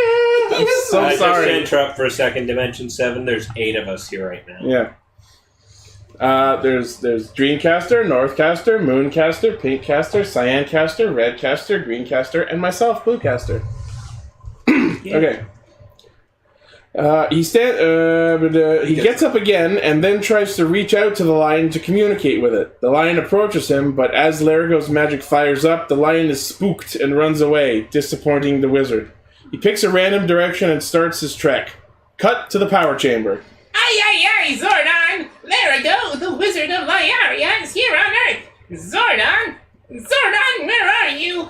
Zordon's giant head appears in his time warp tube. Looking much cheaper this time. Right? I'm here, Alpha. Oh, Zordon, you scared the diodes out of me! I'm sorry, Alpha. I too sensed the arrival of Larigo and was tracking his whereabouts. But why would he come here? He knows he can't survive on Earth for very long. Something must be terribly wrong. You must pinpoint his location, then contact the Rangers. If Larigo is in trouble, we must help him. Right. Beginning a worldwide search now. Cut to a hospital. Rocky is in a bed resting with a neck brace on. Justin silently enters the room. Dr. Rosenthal, extension 242. Dr. Rosenthal, 242, please. Rocky. I know exactly what you mean. Justin hears commotion approaching the room and for some reason, as if he wasn't supposed to be there, decides to duck under Rocky's bed. Tommy, Adam, Tanya, and Kat enter the room with balloons, flowers, and a giant novelty get-well-soon card. Hey! Brought you a surprise. There you go. How you doing? Rocky waggles his eyebrows up at Tanya in response. Got you a card. And some decoration. Adam lets the balloons bob up to the ceiling. Everyone laughs for some reason. Balloons of helium. Balloons float. It's funny. The doctor said you'd make a full recovery. Yeah, but not enough time for the competition. You guys are gonna have to go without me. Look, looks like we don't have a choice. I mean, without that prize money, the shelter's gonna close for good. You know, Justin's taking this pretty hard. It's bad enough he lost his mother. Now he has to face losing the shelter. Yeah, well, we're not gonna let that happen. The communicators go off. I knew you were. This is Tommy. Go ahead. Rangers, report to the power chamber. A powerful wizard has arrived on Earth and may be in danger. Harry Potter? I love how they just take this with salt. Yeah. Yeah, okay. Oh, powerful wizard, alright. Oh, hey, cool. This is totally normal. Is it Ivan Ooze again? Did he come back from space? From getting nuts kicked and pit with an African asteroid? We're on our way. Tommy out. Rocky? You guys heard Zordon. What are you waiting for? Alright, we'll let you know what's up. No, they won't. Yeah. That's true. So true. See you, Rocky. We'll be back, okay? The Rangers would not be back. They would not, in fact, be back. Be careful. With a flash of lights, the Rangers teleport out. Justin, shocked, bangs his head on the undercarriage of the hospital bed, then climbs out where Rocky can see him. Ow! Who's there? Justin? Did you just hear all that? You guys are the Power Rangers? I'd like to point out that Blaze just pointed out they do actually tell Rocky what happens in episode 1 of Turbo. Sure, but that doesn't matter in the sense of this movie. It was the flashback to tell people what the fuck happened in the movie. Go watch the movie, you fucks! We're just reading it. Anyways. Cut to the power chamber. Larigo has taken great pains to hide his exact location. Someone must be after him. You must find him quickly. Tanya and I will That's stay the here right just in thing. case. Good idea, Adam. This could be trouble. Keep an eye out. Sorry. He is somewhere in Central Africa. Equip yourselves with the power boxes and teleport there immediately. Right. He cannot survive the sun's rays. Tommy and Kat open a door in the power chamber and grab very large versions of what would later be their turbo navigators, with 2 canisters attached to either side of each one. Each power box color-coded red and pink for Tommy and Kat. Aye, aye, aye, Rangers! The short-range locators in your power boxes should lead you straight to Larigo. Good luck! Ready? Let's go. Tommy and Kat gesture forth their power boxes, which evidently triggers their teleportation, sending them on an African Larigo safari. Oh, God! African Larigo Safari! Come see wild animals we have caged. They'll come up right to your car. Cut back to the African wilderness. Larigo, while suffering under the sun's rays, happens upon some chimpanzees who gather around him curiously. They escort him through the wild. Cut back to Divatox's sub. I found Larigo. He's on Earth. Yes, he must be looking for Zordon. Excellent, you may kiss my hand. Gotcha. Rygog goes to kiss Divatox's hand, but she pulls it back. And that was your line. I did already. Earth! That lit trap! Forget it! Let's go back to looting and pillaging! That's what I like! Never! Larigo holds the only key to free Malagor, the great flame of destruction and my husband-to-be. Once we're wed, I will use his powers to raid all the riches of the universe. Ooh, thinking about it just gives me goosebumps. Kinda gives me gas! Elder! Sorry! On Earth, you will have the capture of two humans of purity and strength. They'll be my dowry to Malagor. Activate the barrier shields and set a course to Earth. We're going after Larigo. Prepare to teleport. This is the weirdest episode of One Piece I've ever seen. Set sail for Earth. It's the name of the dream.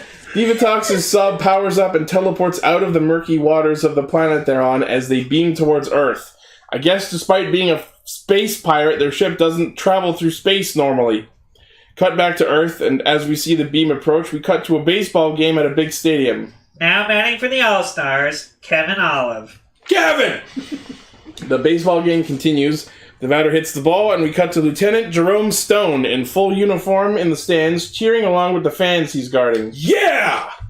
Bulk and Skull, also in uniform, are apparently also on site as security. They stop a passing through hot dog vendor. Hey, hold it! What you got there? Just as I thought. What is this, huh? I'll have to check these hot dogs for safety. Bulkmeyer! Skolovich! Beat it, kid. Sir! Men, listen up. Because you know how I hate to repeat myself. I hate to repeat myself. Just did, sir. A moment of clarity befalls the trio as Skull struggles to get mustard on his hot dog. I need to remind you of our luck in getting rehired. Skull drops the near-empty tube of mustard onto the floor and starts furiously stomping it, trying to coerce the golden condiment form. I have an important assignment for you. It's an easy one, but one that will, Skolovich, are you listening to me? Skull reclaims the yellow tube into his hand and twirls it with some admissible flair. Yep, with you, sir. Well, listen to this. Precisely at 1900 hours, you relieve me from duty at the International Dance-a-thon. Do I make myself clear? Got it, sir. Yes, sir! Skull, in his spirited gesture to salute his superior, slams the mustard tube onto his forehead, which finally causes it to spray out its remaining mustard right onto Stone's face. Bukake. Skull sheepishly drops the tube, and in a 1-second cut and cutback, the hot dog is magically back in the same hand the tube was just in. Would you mind, sir? Yeah. Skull shuffles his hot dog along Stone's face in order to get it onto the hot dog. Thank you. Skull skulks off. Napkin? Got one, sir. Thanks. Bulk bumbles away. Can we just honestly take a moment? These guys really had the best comedic chemistry. Yeah. They really did. Napkin. Come on, sir. I'm good. Yeah, I've got one. I'm all set. Cut back to Africa. Tommy and Kat are walking along. Wow. Reminds me of parts of Australia. Tommy activates his turbo navigator and begins the most annoying scanning noise in all of fiction. How does it go? And it just drones. Got him. The signal's coming from that direction. Let's go find him. Tommy and Kat continue moving the same direction they were already going. Stellar navigation. Cut back to the power chamber. Tanya is watching a planetary scan, picking up the energy of the approaching Divatox. Wow, this is moving fast. Adam, come check this out. You know that object we've been tracking? Yeah? It just entered Earth's atmosphere, but has some kind of shield blocking its identity. It is likely the reason Lerigo has come to Earth. An evil energy surrounds it. Man, I've got a bad feeling about this. Hope Tommy and Kat make it back soon. Oh, I hate evil energy. Wait, you got to say the Star Wars line. Yeah! I have a bad feeling. I got a bad feel about this. Cut to a night scene of Bulk and Skull on their motorcycle and sidecar stopped at an intersection. Because of course they have a motorcycle and sidecar. Okay, Ichi, we have to make it sound like we're like riding on a motorcycle, so you gotta like talk a bit louder. Lieutenant Stone is already gonna kill us for being late, so turn right! Left! Left is north! North Star! Look at the stars there, man! That star? That star! That star is moving! Do I make a wish? A bright light flashes down with a loud sound. The pair take off in fear. What the heck was that? I don't know, but keep going! The accelerator's stuck! Whoa, stop! Skull, slow down, man! I'm trying! Skull, there's a building up ahead! Ah! That was you, too. Whichever. Sorry. It was a silent scream. The motorcycle crashes into a fishing bait shop. The pair crash through a box labeled Old Smelly Bait and come through it with giant fish on them and their clothes and bike in sore need of a wash. The noise returns as something floats over them. Divatox's ship beams Bulk and Skull aboard as they scream in terror. Cut back to Africa as the other annoying beeping resumes. Kat is noticeably fatigued. Lerigo's signal is getting stronger. Tommy, do you mind if we stop for a minute? You okay? Yeah, it's just hot out here. Ooh.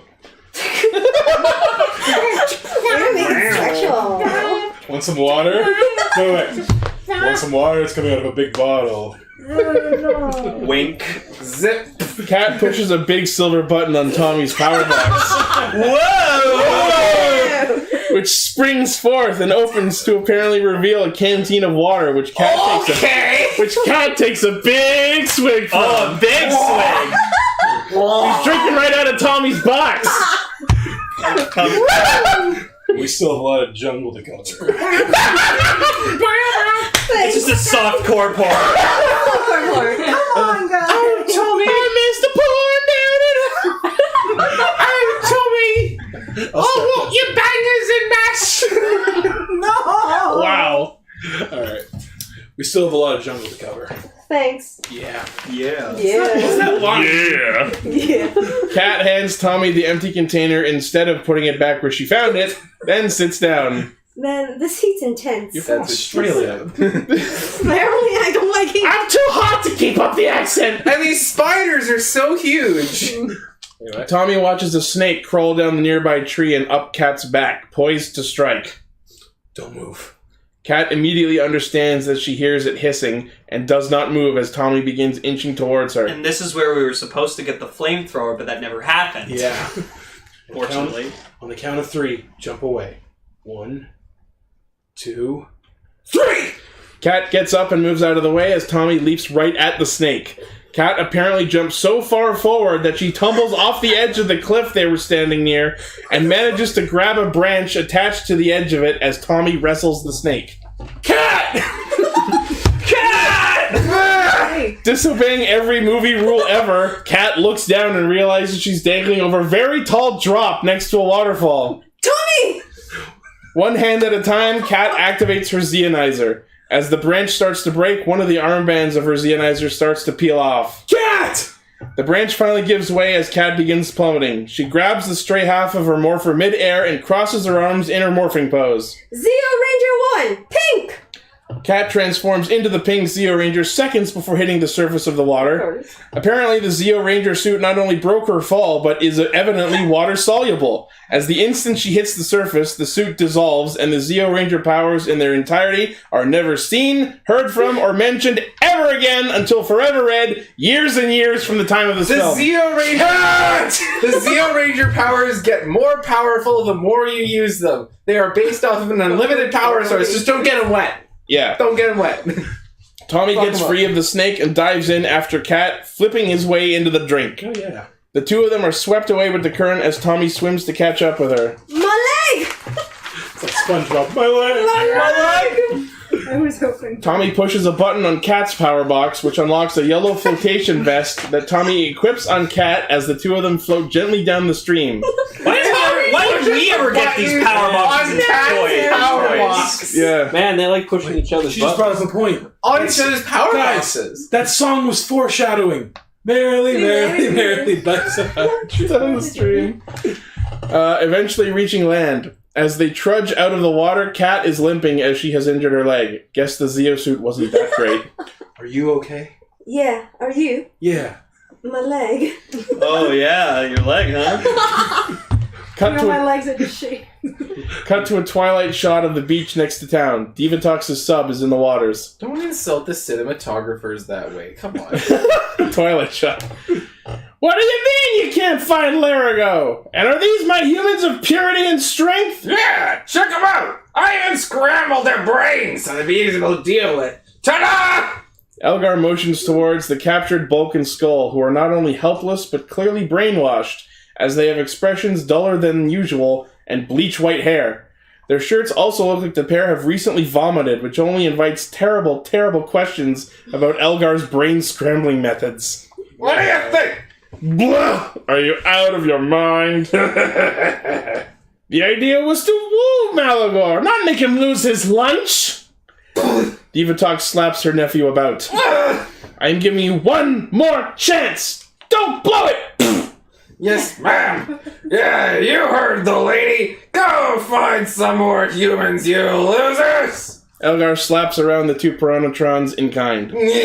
Cut back to Africa as Tommy and Kat keep walking, scanners still droning, with Kat leaning on Tommy's shoulder to support her injured leg. Oh man, we're headed in the right direction, but the signal's getting fainter. He must be weakening from the sun's heat. Tommy, we've gotta hurry. I don't know where my accent went. Love it, guys. I lost it in the waterfall. Yeah, along with my soup. Let's go. Cut to Larigo and the chimpanzees walking through the jungle. Larigo is clearly getting exhausted. Tommy and Kat come around a corner and spot him. The incessant beeping picks up in pitch and tempo. Look! Larigo! Larigo! The pair hobble towards the wizard and the monkeys. Alpha? Yes, Alpha. No, this is Tommy. Yeah. His mission goal in sight, Tommy puts away his turbo navigator, and we never have to hear that shrill terror ever again. My name is Tommy, and this is Catherine. We're friends. We're here to take you to Alpha. Alpha. Larigo notices Kat's injury. Tommy sets her down as Larigo uses his magic to completely heal her. My leg! He healed my leg. The chimpanzees jump for joy. Thank you, Larigo. Jesus. Thank you, Larigo. Let's get him out of here. Larigo starts to get even weaker from the rays of the sun. Tommy and Kat hold him up. Larigo, it's okay. Alpha, we're standing by with Larigo for teleportation. The pair look at the team of chimpanzees that helped save humanity. Yeah. They're the real heroes and definitely aren't bitter about losing their new magical friend. At all. Thank you. Tommy and Kat and Larigo teleport back to the power chamber. Cut to the beach outside town. Two people are on a tiny boat in scuba gear. The periscope from Divatox's sub emerges from the water. Woo! Well, what do we have here? Two humans ripe for the picking and they're heading our way! The two divers dive. Piranatrons grab them while under the surface. Back inside the ship. Two perfect specimens worthy of feeding my fiancé. Throw them into the bilge where they'll stay fresh for my beloved Malagor. It'll be my pleasure. Elgar throws a switch and drops the two unconscious bodies into the ship's bilge. In the background, we can see what looks like a female version of Larigo clutching a baby, his wife and son. Now let's reel in that little runt Larigo. He's probably with Zordon by now. Remove the mind block. He'll use his wife Yara to contact them both. Back at the power chamber, Larigo is on an analyzing/medical table of sorts. Is he going to be alright? The sun is taking its toll on him, but this should restore his life force. For now. I wonder who's after him. Larigo starts stirring as the equipment starts making some distorted noises. Yara. What's happening to him? Tommy, wait! Larigo is receiving a telepathic transmission that is obviously upsetting him greatly. Zordon, what should we do? Perhaps if we can find out what he's receiving, we can help him. Alpha, attach the cranial transmission scanner and connect it to the viewing globe. Alpha does that. Right! Divatox appears on the viewing globe in the middle of applying lipstick. Aye! Zordon, I know you can hear me, so listen well. Larigo must surrender. Somehow the telepathic transition cuts from Divatox to Yara, the person sending the transmission. Say hello to Larigo's family. Yara, loving wife, and caring mother to little baby Batal. The telepathic transmission cuts back to Divatox. This magical species sure knows how to make dramatic cinematography. Don't you just want to pinch those adorable cheeks? Aye! Make it stop! Look what it's doing to him! Emily. Oh, crap. Sorry. Oh, yeah, he's called up for his son. I'm sorry, sir. It's just your voice is barely existent. Bring him to me. Oh, and by the way, as a token of my appreciation, I'll spare a couple of your favorite humans. The telepathic transmission cuts to the bilge as the two scuba divers take off their headgear one by one. There's certainly not much to look at, but my sensors tell me they were once one of your, what do you call them? Oh yes, Power Rangers. The scuba diving pair are revealed to be Kimberly Hart and Jason Lee Scott. Why were they scuba diving? Who the hell knows? They were probably collecting coral for some sort of cancer research. Yeah. Or something. Kimberly. Do what I say, or it's lights out for all of them. And that Jason! As opposed to the other Jason! The Piranhatron puts the mental blocker back on Yara as the transmission fizzles out with static. Back in the bilge, Jason and Kimberly examine their surroundings like they're in an escape room. Kim? Yeah? I think we're in major trouble here. I'd say. Wish you could morph. Doesn't look like there's any way out. The brainwashed Bulk and Skull approach the porthole between their room and the one Jason and Kim are in as Spanish music kicks up. Hola! Ja, guten Tag. My name is Antonio Bandana. Bulk? Skull? You're speaking to us? Who is this Bulk and Skull? Something strange with those two. You just figured that one out. Skull dashes off screen and Bulk dances after him. Do it. At the power chamber, Alpha and Larigo are conversing in Larigo's native language. They understand each other.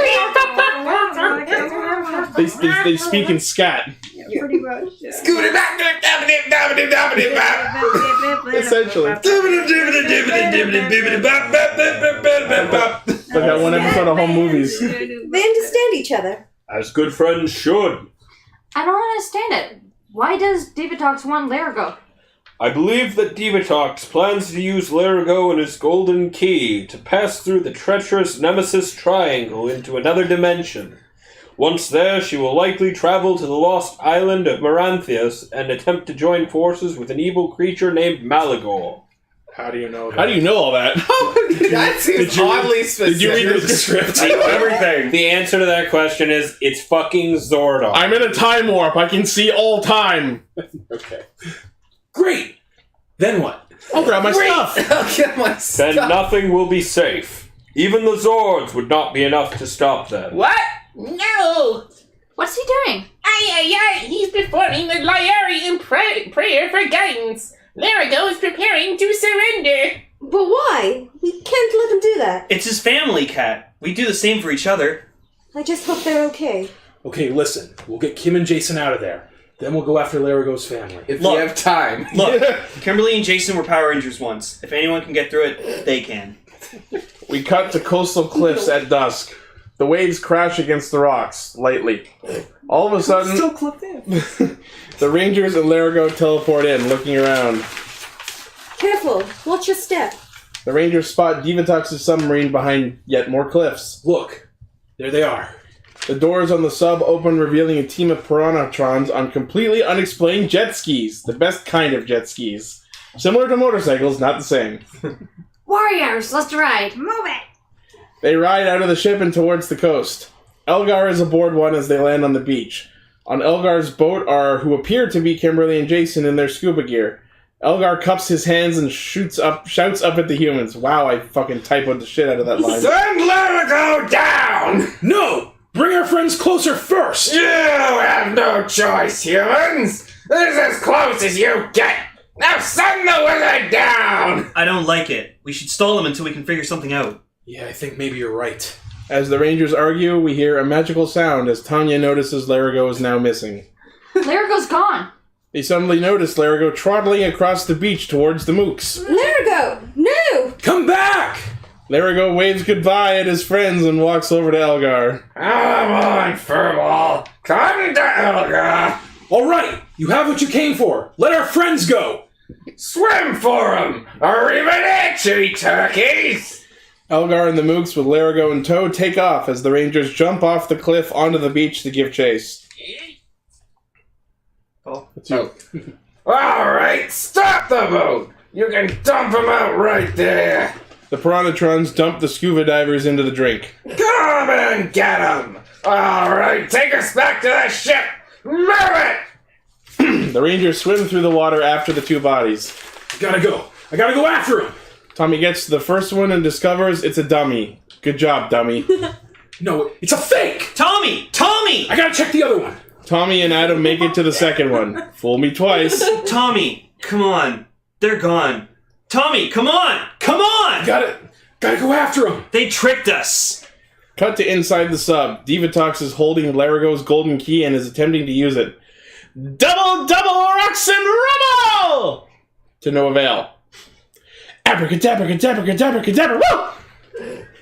Frustrated, she walks over to Larigo, who is now wearing one of the telepathic blocker helmets. You know, the things out of Ghostbusters. Right? If only its magic would glow in my hands, I would have no need for you. You will oversee our safe passage into the Nemesis Triangle, won't you, twerp? She dismisses his silence and walks away, locking them back up. Set a course for the Nemesis Triangle, full speed ahead!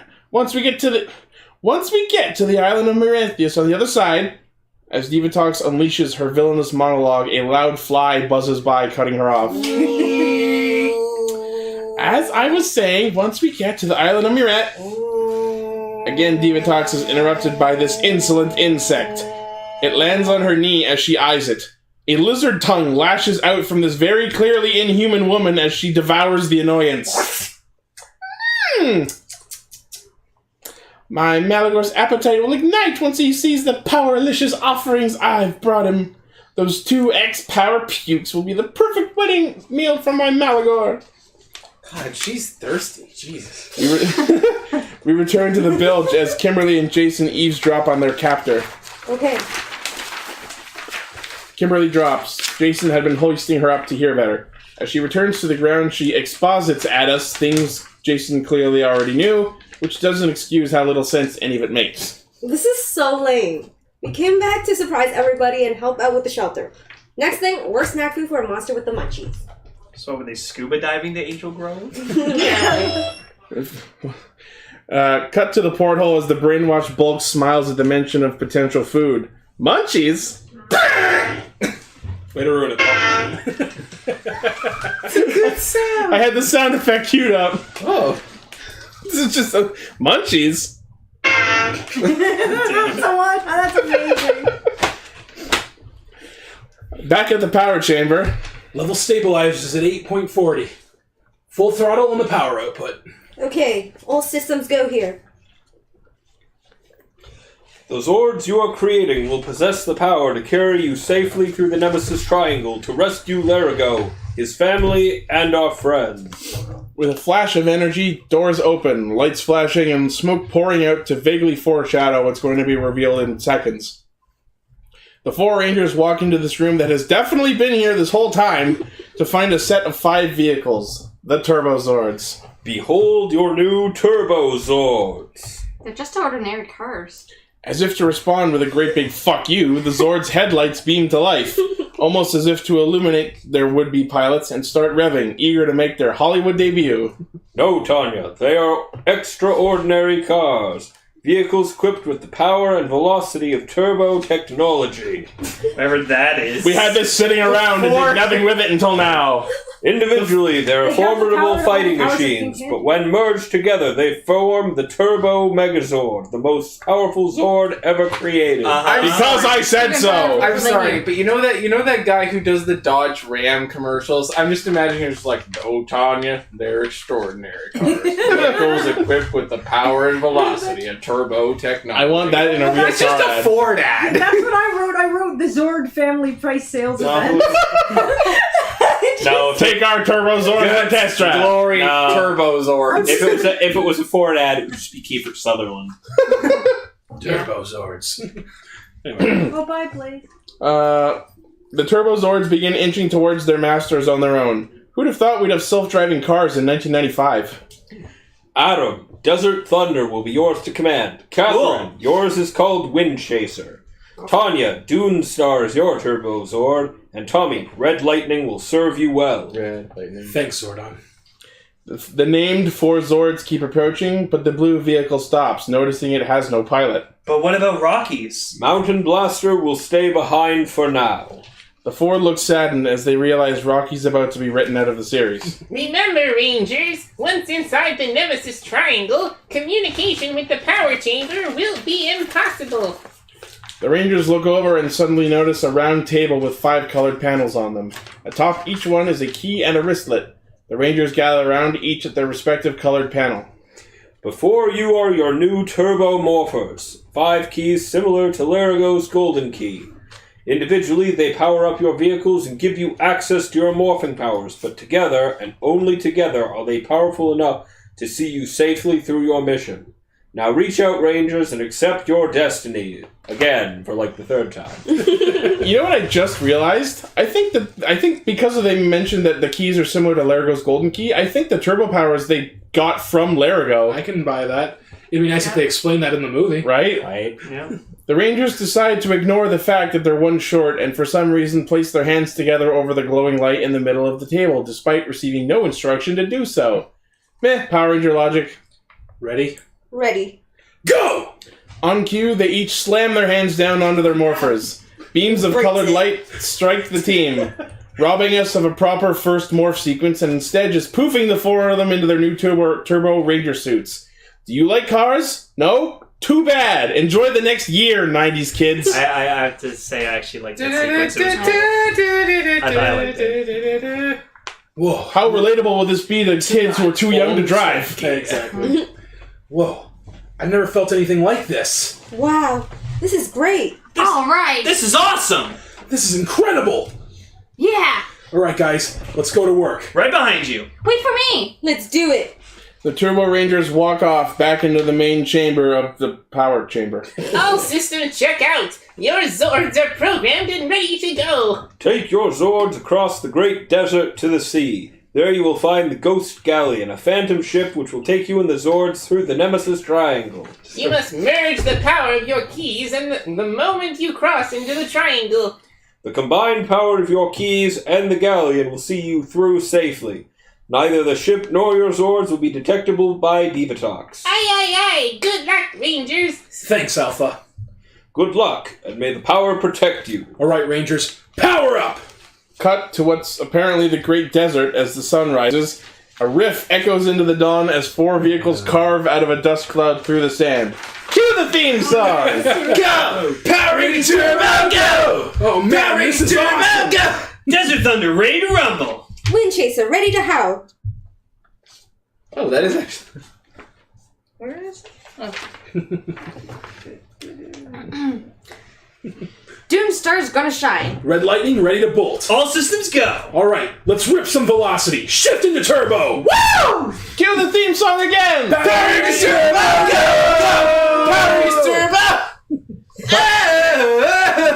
Shut up, Paul. No. Cut back to where we just were a minute ago. Someone is wearing a Blue Ranger suit as the camera lingers way too long on the crotch of what appears to be an underage boy. By accepting this honor, you are also accepting a great responsibility. As the newest ranger, you must take your lead from the others and learn to use your new powers wisely. The Mountain Blaster comes to life as the new ranger takes his helmet, and with it, his destiny. You will command the Mountain Blaster and be henceforth known as the Blue Ranger. Good luck, and may the power protect you. Meanwhile, as Divatox keeps a close eye on the beach, I guess. No Power Rangers in sight! I knew Zordon would get it through his thick skull not to mess with me. I'm no vegetarian, but I think it's dying. Veterinarian. That line kind of works better for Elgar, though. I'm no vegetarian. I'm sorry. I'm no veterinarian, but I think it's dying. I just like how you're putting this Texan accent on him. That's great. It's from Space Texas. He's an idiot. Elgar points to Larigo, who is clearly suffering, though it isn't clearly established why, since he isn't in the sunlight. Oxygen. Oh, we can't let that wretched Lyrian thingy die till he opens the gateway to Maranthius and frees my betrothed! The 4 Turbo Zords approach the coast of the desert. The Rangers get out and examine the foggy dock. There is a random skeleton sitting atop a box. I guess the tourism department for the Ghost Galleon got downsized. You guys, I hear the ocean, but I don't see the ship. I'll take a look up ahead. I think I found it. The Rangers take one extra step forward and suddenly see the giant and very obvious galleon sitting in the foggy water. The Ghost Galleon. It's amazing. It's life for me. Tommy hears the hum of a Turbozord as Mountain Blaster approaches, parking next to the others. Hey guys, check it out. Rocky? The legs of a child plop out from the Turbozord as Mountain Blaster's driver is none other than Justin. The Rangers are startled at best. Well, he's not old enough to drive. Wow. Right? They address that. Hold on. It's my moment, please. Yeah. Wow, cool. Justin, what are you doing here? Rocky couldn't make it, so they sent me. What are you talking about? If you're a fan of Castranger, here comes the line that has borne legends among our crew and was clearly the Oscar shot. Guys, I'm the new Blue Ranger. Isn't that cool or what? Golf claps ensue. Awards rain from the sky. Tommy brushes back his hair that is already very, very brushed back. What? Man, Now I brushed back my hair. Let the small child speak. I'm sorry, I can't do this. I'm terrible. I'll It's try okay, one do second. Man, I was afraid I wasn't gonna make it. Alpha had to give me a crash course in driving. Good thing you don't need a license to drive a Zord. So what are we doing here? We'll talk about this later. Right now we gotta They would never talk about it. Right now we gotta get those cars on that ship. Let's go. The Rangers apparently get their cars on the ship, but we never see how. I imagine something like how the Gokaiger Zords come out of the Gokai Galleon, but in reverse. Let's just go with that for now. Okay, everybody on board? Yep, we're all here. Let's check out the ship. The Rangers check out the ship. A door slams behind them as they jump, startled. They explore the creepy ship carrying giant flashlights the size of video cameras. Now the 90s. It is creepy. Justin finds a small treasure chest. Hey, you guys, look at this! I guess we should open it. They open it. There are 5 keyholes in it. Gee, I wonder what the fuck that's for. And a bunch of Ranger keys. Alright, I need to stop this for 1 second to say this. What was the plan if Justin hadn't been selected to be a Ranger? Because you need the 5 keys. Yeah, right? no. Which means Zordon planned this immediately. On top of that whole thing where Zordon kept repeating the fact that all 5 were needed to get to where they're going. So no, there was obviously a plan in place. Why would the Rangers? Why did the Rangers just not? Why would they even leave if they didn't know there was going to be a 5th Ranger replacement? Because nobody was paying attention to the obvious things that Zordon was saying. Right? As usual. He says to go, we're going to go. We're not going to question it Just too gonna much. follow blindly. Alright. Yeah. Anyway, sorry. Looks like the portal keys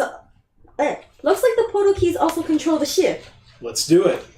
The Rangers shift the Ghost Galleon into turbo as the keyholes light up. They look around as the ship comes to life, component by component. Hey, the compass is moving. And the sails, they're all raising. Raising by themselves? A bell clangs on its own as well as a musical number kicks up. The ship sets sail. This is for you, Ichi. There's hope for the world! Hope for the world! I like to think this is Braun Wasserman singing about himself. As long as I exist, there's hope for the world! Hope for the world! Yo ho, a pirate's life for me. And I'm just humming the Pirates of the Caribbean music. You know, You know, You are a pirate. You are a pirate. Basically, how it works. Yeah! There's that. Okay. I have no lines for the next couple pages. I'm getting water. But there's plenty of water. Alright, Ichi. Cut back to Divatox's sub. The space pirate is primping in a skull mirror. Do I look fat? Nah. An alarm sounds. Both the blue one and the red one. Now you're fucked. Hell's bells! What is going on now? Sensors detect the presence of 5 humans, but no vessel. What are they, swimming? We're in the middle of a blasted ocean! Whatever they're traveling on, it's totally undetectable. Marty? Oh no, Zordon's little power pukes, no doubt. Why didn't the radar alert us? Right on cue, the radar explodes nearby. I guess it needs fixing. Never mind. I'll just leave a little something for those power parasites to remember me by. Divatox pushes a button labeled PODS! The sub launches several pods. They surface and gently float towards the Ghost Galleon. Thank God the current is pushing them there. You mentioned you wanted to take a break halfway through. This is probably Is this the halfway through? This is about the halfway point. It's about like halfway through the printout. I just like the fact that she decided to plant some Cybermen. Basically. Should have probably waited for that moment to... Probably. If I knew we were stopping, I totally would have. Well, we don't. It's up to people if we want to take a break. It's up to you guys. I'm okay to keep going. I'm okay. Yeah, as well. Cool. Alright, just wanted to give everyone the option. Fate to dusk of that day. Somehow the pods rolled their way up onto the deck of the boat. Kat comes up on deck looking for Justin. Neither of them noticed the creepy, pulsating testicles pods. Justin, where are you? Justin? I'm over here. Why don't you come down below with us? It's getting pretty cold out here. We see more pods pulsating. We just Way call too them excited. testicles because that's what they are. I'm way too excited to sleep. I was just thinking, if my dad only knew, man, he'd be so proud of me. And all the other kids at the shelter. Justin, you can't. I know. It's for me to know and them to find out. Ranger's code of honor. I won't tell anybody. Good. The pods grow in size. I guess my dad's still up north. He had to close down the martial arts studio after my mom passed away. Why did he close it down? He just couldn't focus anymore. It's like something was missing inside him. He'll find it again. He just needs a little time, that's all. I know. The pods open. And when he does, we can be a family again. That's important. Yeah, it is. But you have to remember that we're your family now, too. Come here. One of us. Good little gobble. Kat hugs the boy as from inside the pod claws forth a claw! A claw! A claw! Bad claw. Okay, don't stay out too long. Even Power Rangers need their sleep. Okay. Kat walks off and rejoins the others below deck as the Putropod's head wriggles forth. He's okay. Good. The Putropod monsters fully form, trying so hard to be either Godzilla or Toka as they trudge towards Justin, who finally notices them like so much senpai. And then he whispers in a barely audible voice. Right? Guys! Hey, guys! Justin clutches his throat, scared shitless of his first monster encounter. His whispers are not heard by the Rangers below deck, except for Adam, who's near the stairs. He comes up on deck. Okay, once we get there, we'll head to the middle of the island. Justin? Justin summons his courage and roundhouse kicks the nearest Putropod, knocking them all over in a domino effect. As Adam notices what's happening, another one flies at Adam from behind. Who knew these things could fly? Adam, look out! Adam dodges it as it crashes into the bell, alerting the others below deck. Guys, it's time to rumble! Let's go. We're not gonna morph for some reason. The three No, we always have to have number. never escalate a fight unless the putropods force you. The three come up and join the fight. Kicks, flips, acrobatics, and creative use of the ship's implements as improvised weaponry ensue as the Rangers manage to knock the putropods off the ship. As Kat and Tanya drag one off deck with a net, Adam pummels one in the head. Divatox's elite monsters, ladies and gentlemen. Everybody do some ayahs and, Oh yeah! Oh yeah! Welcome to my nightmare. As Adam knocks his target into the drink, he gets his hands all oozed. I thought the ooze guy was the last movie. The Rangers narrow the pods down to the last one as they corner it at the edge of the deck. Tommy performs a kata in front of it, which somehow puts the fear of God into it. The last pod shakes its head in terror and jumps off the ship on its own, choosing life over being in this movie. Good choice. He would go on to be promoted to head of the Ocean Division at Dark Spectre's Evil Council. Do you want to explain that joke? You can go ahead since you found that out. So, when you see the Council of Evil in the next season, there is a putropod there. So that's the one that got away. That's the one that we think got away. It's amazing. The sure ain't a love boat. What's the love boat? Oh, you damn kids and your music. Yeah, kids. Back at the sub, Jason pries off a pipe and is banging the walls of their cell with it as Kim fidgets with another pipe bit. Jason immediately gives up and tosses his pipe into the shallow water. Jason suddenly notices the giant fucking door on the wall behind Kim. That's it. Kim, move away from the wall for a minute. Sure. Instead of making weapons, I think we ought to be concentrating on getting this panel off. Wouldn't that mean all the water would come in? Yeah, right now my dive computer says we're at 435 feet. As we get to Maranthius,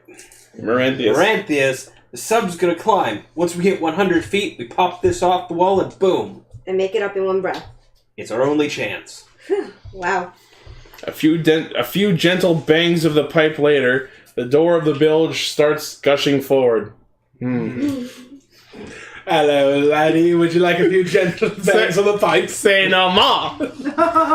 At last, we're finally approaching the Nemesis Triangle. Woo! Begin our ascent. We must avoid the reefs. You got it. The water starts getting all epileptic as the sub approaches the Bermuda Nemesis Triangle. In the bilge, the water starts leaking harder out the sides of the hatch. Wait till we cross the triangle. We better pass through it quickly. Meanwhile, the Rangers are also approaching it. There it is. The Nemesis Triangle. It's incredible. Yeah, whatever's steering the ship sure knows where to go. Right into the heart of it. It's time!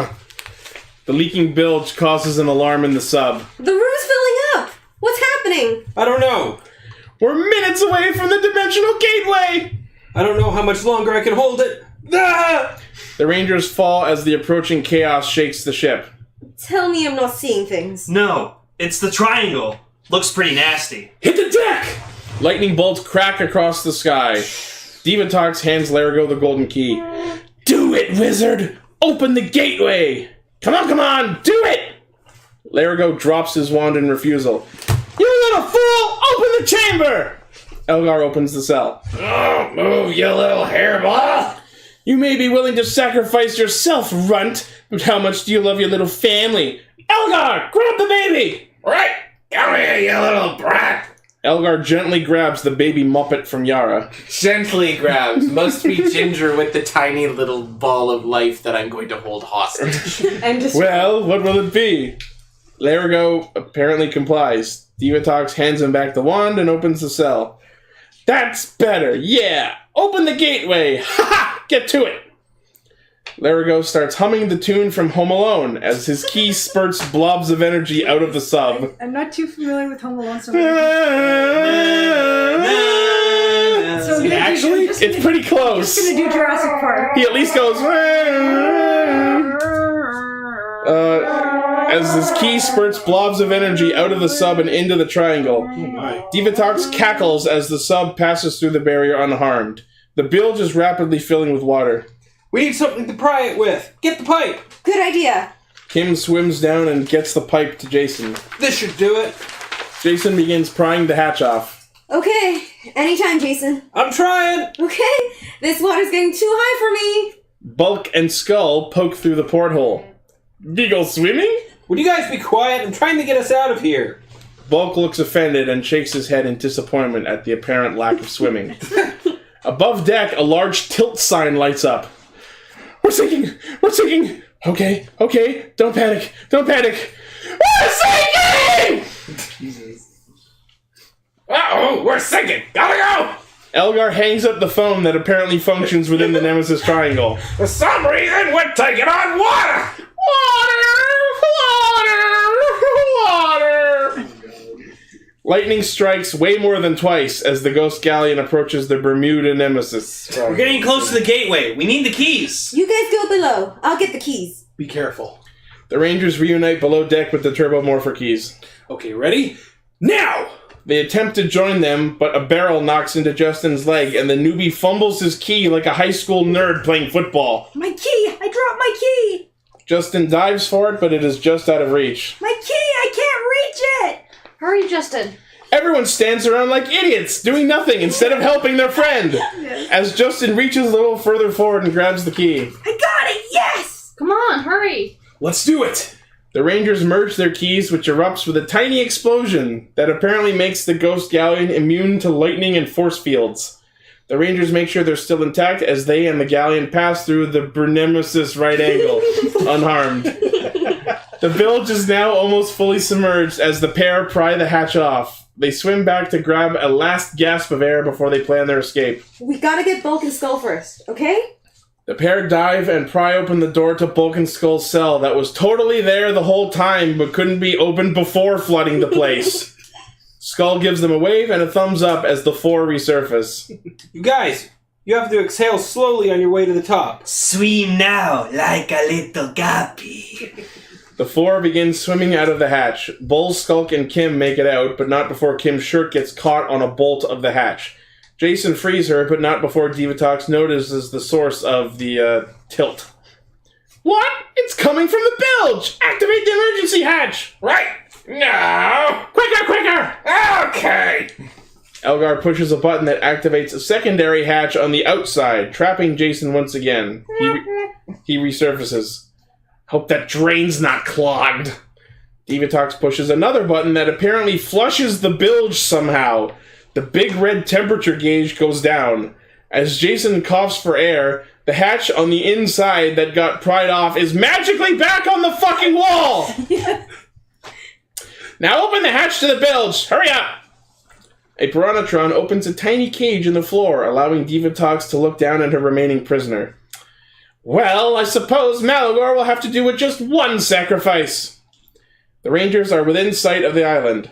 Justin spots it with the binoculars while camping out in the crow's nest, far away from where the grown-ups, teens, are talking about big boy stuff. Wow! Land ahoy! There she blows! Land ahoy! Shiver me timbers! I always wanted to say that. There it is. The lost island of Maranthius. I like this kid. Yep, looks pretty lost to me. Except you found it. Zordon said Malagor's volcano is inside the Serpent's Temple. That's gotta be where they're going. When did he say that? Yeah. Wait. Then that's where we're going too. Divatox's sub surfaces near the island. You overgrown hamster! Your overgrown hamster ain't looking so hot! No! He must live long enough to open Malagor's sacred temple door! Gah! Another alarm blares as Jason, who has recently been converted into a Dark Lord of the Sith, stands among them in chains, flanked by two Piranatrons clearly questioning their career choices. Not the Piranatrons, the actors. Maybe working for General Havoc would have panned out better. And he also has a chain that appears to be attached to his groin. Now what? This is impossible! Our radar is detecting 5 human life forms approaching the island! I knew they wouldn't let me down, Divatox. Then Divatox and Elgar speak the lines that no doubt all our parents did at some point in the 90s. I have to get rid of those Power Rangers! Yeah, they're getting on my nerves! Divatox picks up the phone Elgar was using earlier and dials up some familiar faces. On the other end of the phone, a disgruntled Rita Repulsa wakes up and answers while Zed sleeps next to her. Hi, Rita. D here. Sorry to wake you. I forgot about the time change. Now listen. I know you've had some experience in this matter. I need your advice. How do I get rid of the Power Rangers? The Power Rangers? If I knew that, do you think I'd be lying here listening to this? Rita yanks the phone over to the bloated, snoring Zed with a sleeping mask over his blood-red visor. My advice to you, Divatox! Run! You forgot the laughter. Oh, sorry.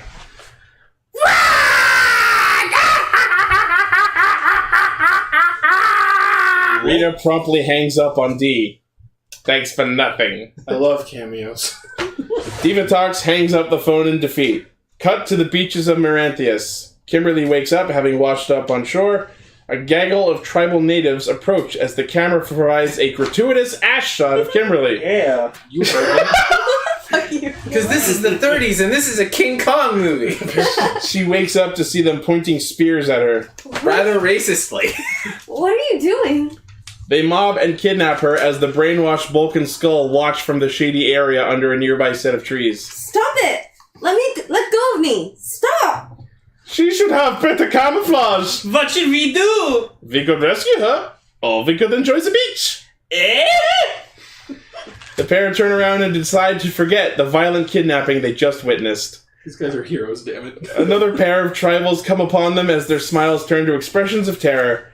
They literally sidestep away before breaking into a sprint as the natives chase them down. Back at the Ghost Galleon, that incessant beeping once again haunts me as Tommy is scanning the area. The others join him on deck, power boxes all strapped on. Guys, something's wrong. I can't get a lock on Larigo. Look, Desert Thunder's up first. I could drive to the top of that cliff and see if I can see the temple. Good. Keep in contact. We'll get the other vehicles rolling. Be careful. We see behind the grate of the ship's deck as Adam climbs into his big green minivan and somehow drives it out of the floating ship without sinking the goddamn boat. I guess the power really does protect them. We resume the natives chasing Bulk and Skull. They surround them.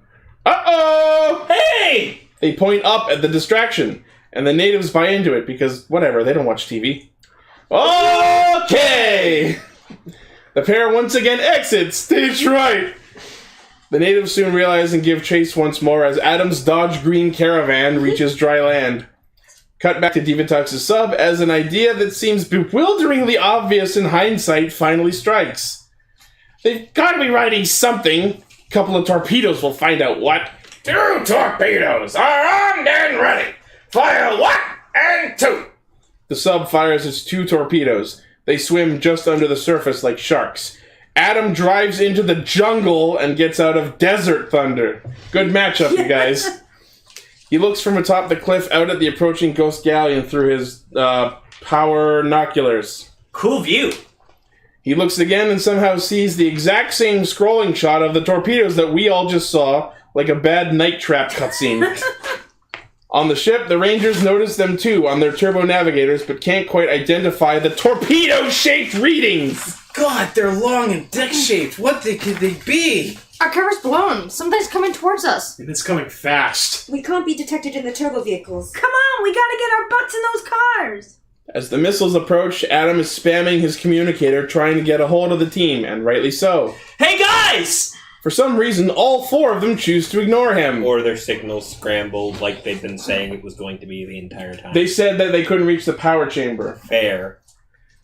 The torpedoes hit their target as the Ghost Galleon explodes. No! Oh. Okay. Whatever it was, we hit it! As the fire rages on the surface of the water, 4 shapes emerge from the fire like a team of Sephiroths. It's the 4 other vehicles without a scratch. I guess Turbozords are missile-proof and at least explosion-resistant. Debut illness and what have you.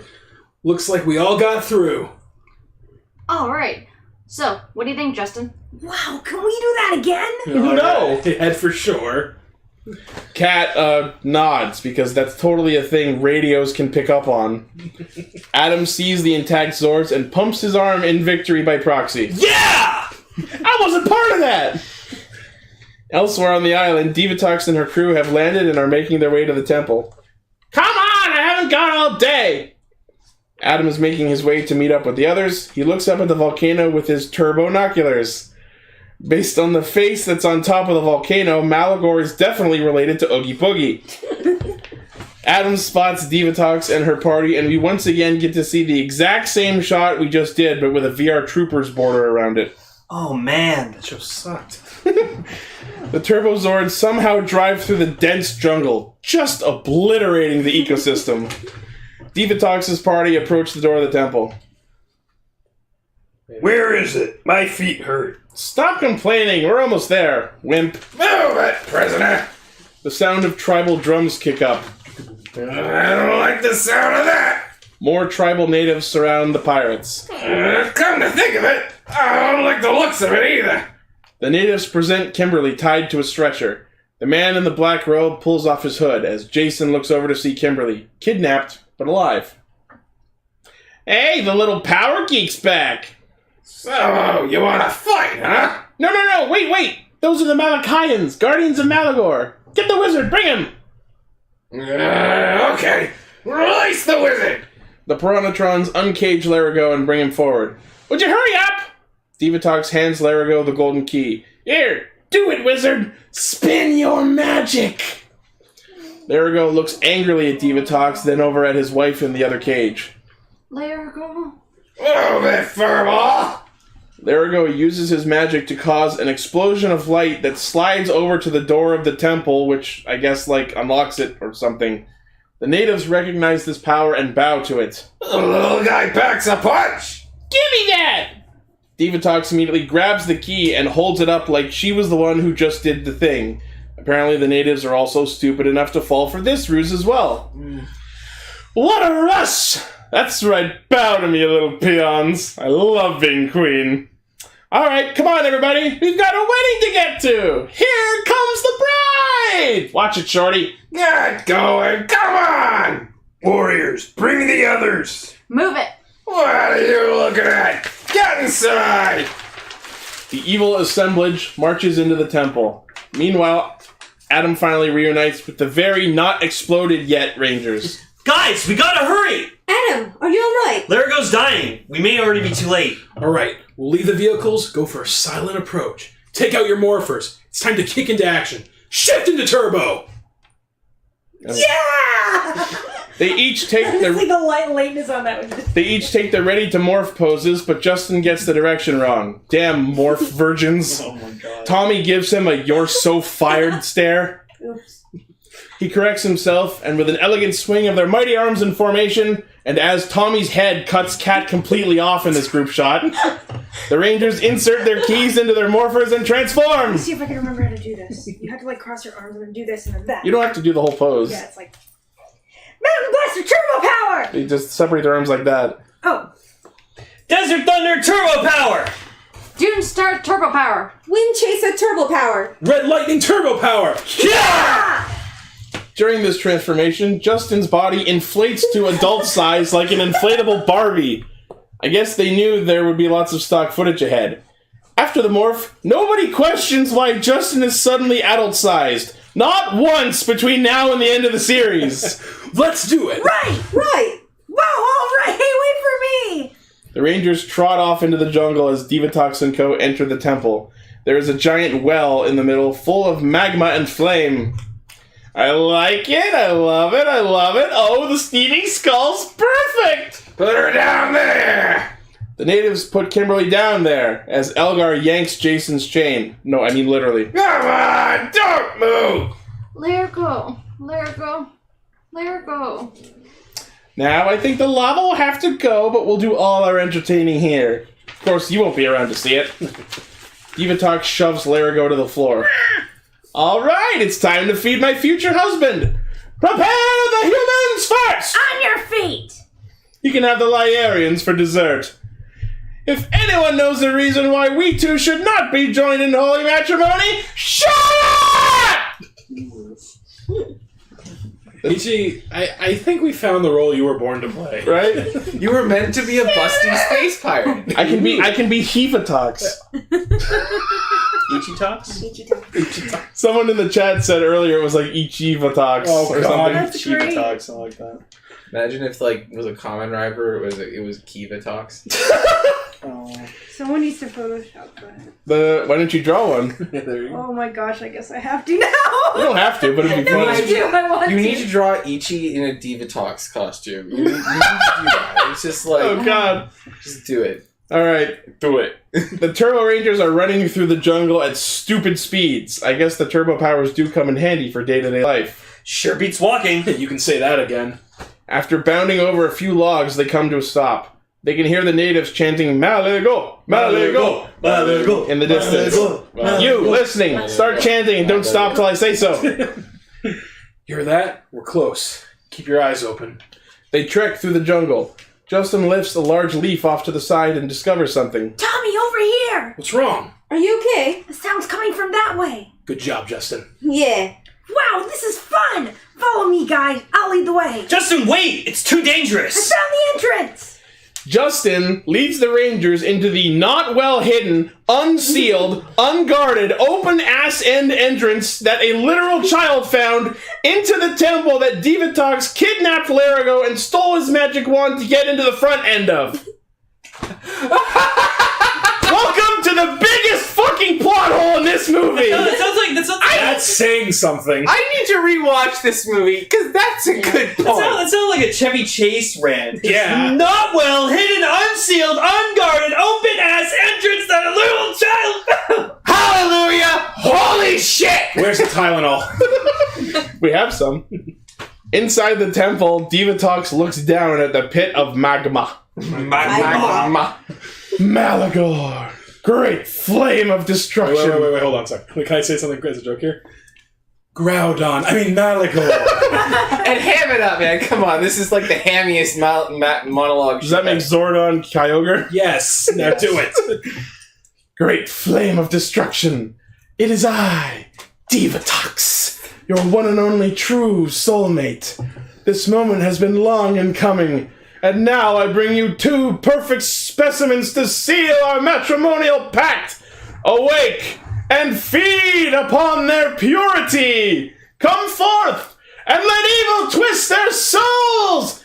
Be free again and join forces with me. Beautiful. Oscar-winning performance, sir. As the flame surges, the Rangers assemble in front of the door leading into the main chamber. All right, guys. This is it. You guys ready? Ready! Move out on my command. Go. With an arbitrarily timed shout, the Rangers saunter into the temple. Hey, did we miss this party? Who invited you? We did. Rangers, this is Divatox. Divatox, this is your worst nightmare. Ha! Lower them into the volcano!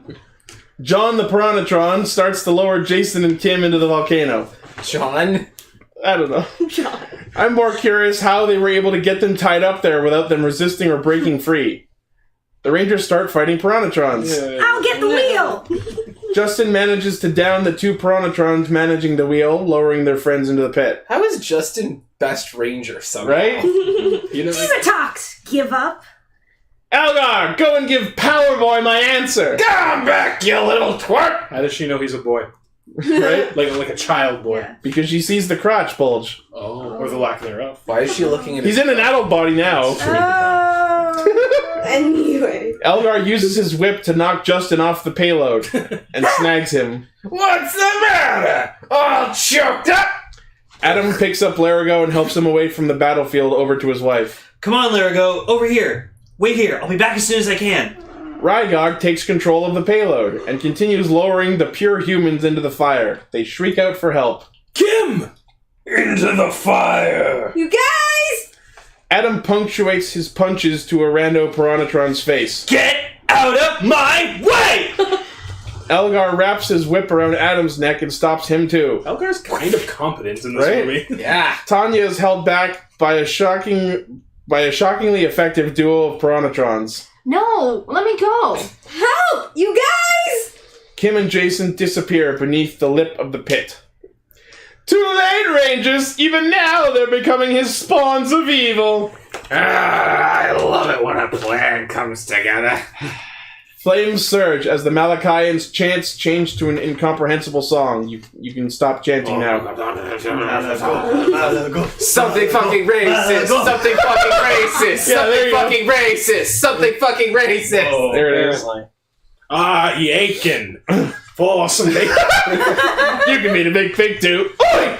Meow, meow, meow, meow, meow, meow, meow, meow. Come on. Friday. No! It's Saturday! Reappearing amid explosions, the two humans reappear, standing atop the edge of the pit they were just lowered into. Kimberly? Jason! That's a nice trick! The pair turn around, and with a clear change in their eyes, snap their restraints effortlessly. Malago's children! Destroy those who would threaten the flames of unity! The newly step-siblings, Evil Kim and Jason, leap into the fray as the Rangers try and snap them out of it to no avail. Kim! Stop! Jason, with little effort, almost snaps Justin's wrist and downs him in a quick set of moves. Ah! Leave him alone! The former Ranger makes short work of downing Kat just as well. Adam tries to reason with the other friend. Kim, snap out! Ah! Kimberly brushes off Adam, then starts to strangle Tanya. Let go me. Kat, being very familiar with being controlled by the powers of darkness, tries her hand at freeing her predecessor. Kim, you've got to fight the evil. Evil is, evil does. Don't do this! No, leave her alone! Kimberly, no!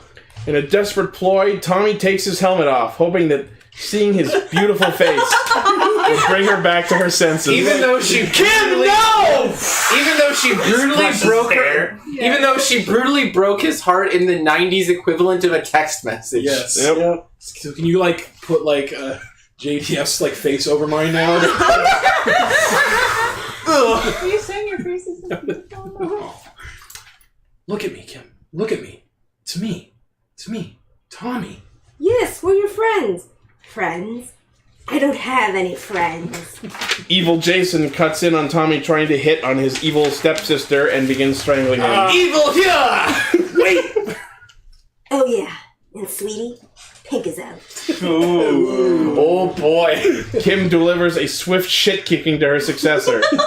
Jason throws Tommy to the ground. You're mine, Ranger. You gotta do a really raspy evil voice like, You're mine, Ranger. No, that's just Rygog. One more time. Do that again? You're mine, Ranger. No, I don't want to hurt you. Jason backs Tommy up to the edge of the pit and resumes strangling him. Into the fire. Into the fire. Do it! Do it! Malagor's power will exceed! Throw him in the fire! No, this one's mine. Throw him in the fire! Throw him in the fire! Yes, into the fire. Now I'm the one with the muscles and power. Wow, this is shockingly personal. Now I'm playing with power. Is he being controlled, or is this just him going? I wanted to be the protagonist. As Ichi said so long ago when we reviewed this movie, he's getting out some amazing microaggressions right now. As Jason works out some clearly deep-rooted issues with his successor, Larigo and Yara conjure up their magic and free Kim from the spell. Yeah, that's right, Jace. But you're not using your brain power! In a swift counter, Tommy knocks Jason off him and forward, back into the pit, but grabs his hand before he can fall back in, because I guess going back in a second time would kill him? Come on! Tommy, hang on! Come on, Jason, don't fight me. You gotta remember. Remember all the good. No! You got it, come on! No! Kim runs up and helps Tommy pull up Jason. This is not the time to address that Dear John letter. Alright, Kim? I'm with you. No, you're not. As if to proclaim, fuck you, the fire surges, which blows everyone away from the pit, which I guess saves Jason from it somehow. Jason walks off camera. Kat hands Tommy his helmet. I think you're gonna need this. Yeah, thanks. Back into action! JDF baton passes to his suit actor, because being strangled at the edge of a lava pit apparently wasn't action. I'll get the... Sorry, what is that? Liarians. I'll get the Liarians. Right, let's finish up, guys. Divatox scuttles back towards the lava. Watch it, you big Christmas tree ornament! Sorry about that. Malagor, arise and meet your bride! Together we will exact revenge on Larigo, descendant of those who imprisoned you! Come to me! Please? Oh, come on. The humans are turning pure again! No! We don't have a sacrifice! Oh, but we do, dear nephew. We do? Mm-hmm. Divatox flings her pet eel onto Elgar, which apparently prompts him to take a full front flip into Malagor's fiery beauty. Bye! Remind me to get another pet. As Kim makes her way towards the wizards, Jason blocks her path with a dead look in his face. Laura got him dead. He mourns, for he has lost his stepsister, and he is no longer the one with the muscles and the power. Is this what evil depression is? A random Piranhatron waggles his hands in a fighting pose, and that apparently scares Kim off more than Jason. Uh-oh. The married wizards combine their power again to free Jason from being a foster child of evil. He still looks depressed. Kim fights some Piranhatrons. Out of my face! Excuse me!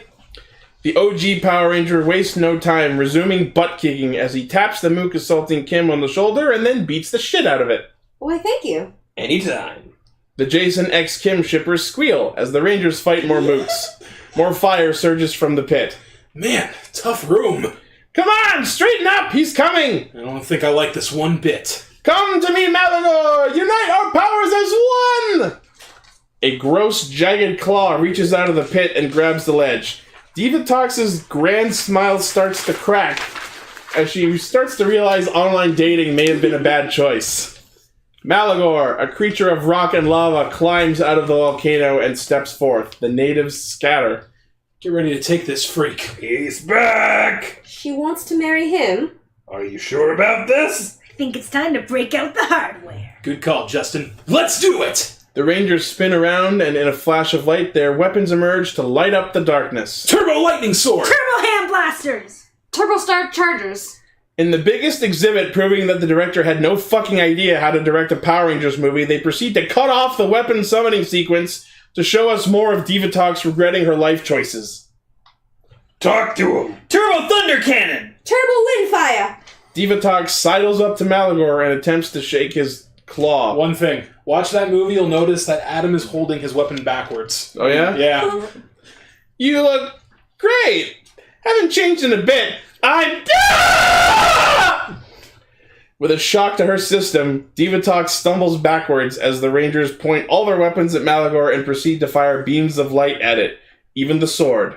Yes, even the sword. Fire! It's not working! Whoa, what a hothead. What's the plan, Tommy? That barely phased him. Is this me? Yeah, sorry. Oh, we've got to lure Brimstone Breath outside and call on our Zords. Oh, right! I was hoping you'd say that! Let's do it! The Rangers proceed to engage Malagor one by one like idiots as he dummies each of them with a sparking claw attack. Adam pulls a Rocky and takes a particularly hard attack and goes down as the others regroup. Adam, get up! Oh man, I can't move! Come on, you can do it! Hey, your bride's leaving! I can't hold on much longer. Surprisingly, Malagor actually turns to look for Divatox. I think I hear my mother calling. Made you look. Adam gets to his feet as Divatox pulls Rygog away. You have no sense of direction, and you're ugly!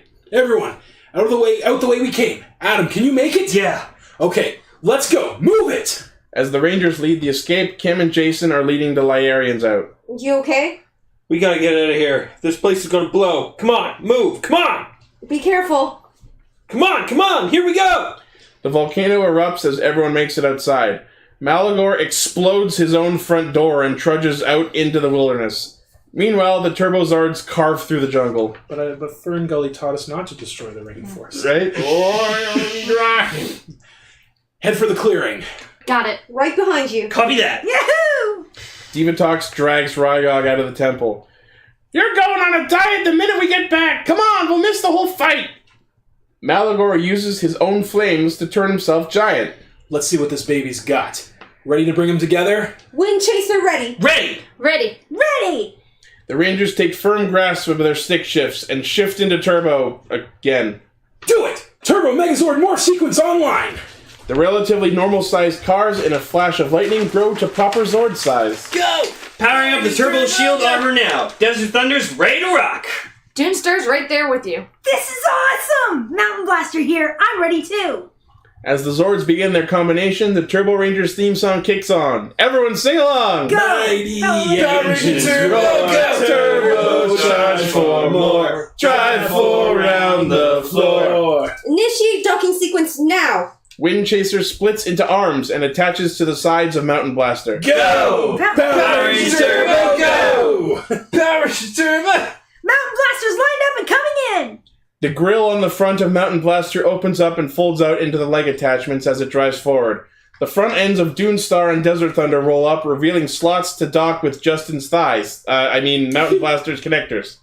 The back ends of Dune and Desert slide up into feet. Red Lightning coming in for the final docking sequence. Go! Power Rangers Turbo, go! Power Rangers Turbo! Dun, dun, dun, dun, dun. Oh. Mountain Blaster's open-ended Jeep trunk opens up as Red Lightning drives up the ramp into it. Much less cool than in the TV series where Red Lightning drives off a cliff right into Justin's trunk. I actually like that as Justin's junk. Thank you for falling for it. The headlights clamp over Red Lightning, forming the chest of the Megazord. Red Lightning's ground-facing rocket jets kick on, which propels the Megazord up onto its feet. As it does so, the ass end of Red Lightning folds in half and pulls forth the head of the Megazord. The Turbo Megazord is born! Megazord Turbocharge! Ready! Let's take care of business. The Megazord marches towards Malagor. Justin is excited as he meticulously eyeballs a plethora of lights and buttons. Let's get him! Titans collide as sparks come off them with each punch. Whoa, that was close. Malagor, win this one for me, babe! The giants clash again and again. The Megazord lands a solid punch. We got him! All right. Malagor extends his claw and shoots fire. The Megazord performs the rain dance. Yeah! Woo! The team decides enough of this shit as the Megazord extends its arms. With a flash of its eyes and headlight chest, a sword appears in one hand and a tire-shaped shield in the other. Ready to fly? Ready. All right. Engage Mega Turbojets now! The Megazord begins to hover just above the ground. Turbojets full power! The Megazord hover dashes forth, sword held forth. Like every Sentai monster ever, Malagor does nothing but stand there and roar as the Megazord's sword carves through him. Later, Flame Face. Bathed in sparks, Malagor reels in pain and falls off the cliff I guess he was standing next to, and explodes upon hitting the water. I guess fire really is weak to water. Everything's weak to water in this movie. The volcano erupts. The volcano, it's erupting! We better get out of here! All my plans! The money! The jewels! The plastic surgery! I didn't even get a honeymoon!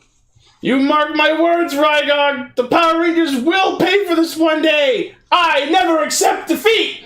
Right, no defeat. So what do we do now? Say it with me, Rita. Right! I want my mommy! Move it!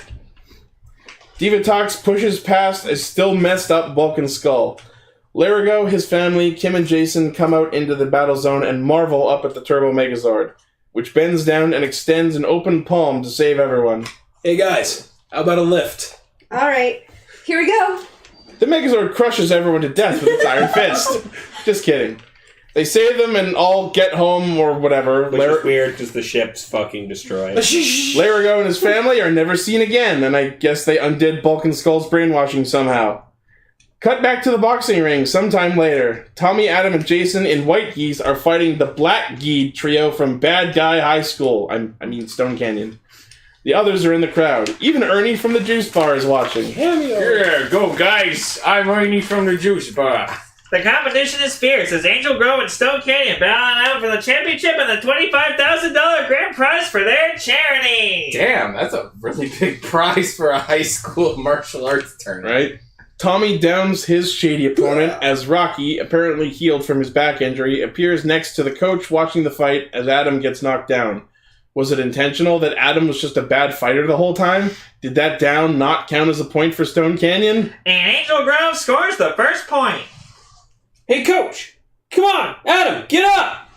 As if he heard what I just said, Adam gets back up and downs his opponent. Angel Grove scores again. One more point and they clinch the championship. Jason downs his opponent, but that apparently doesn't get them the point they need. How the fuck does this competition even work?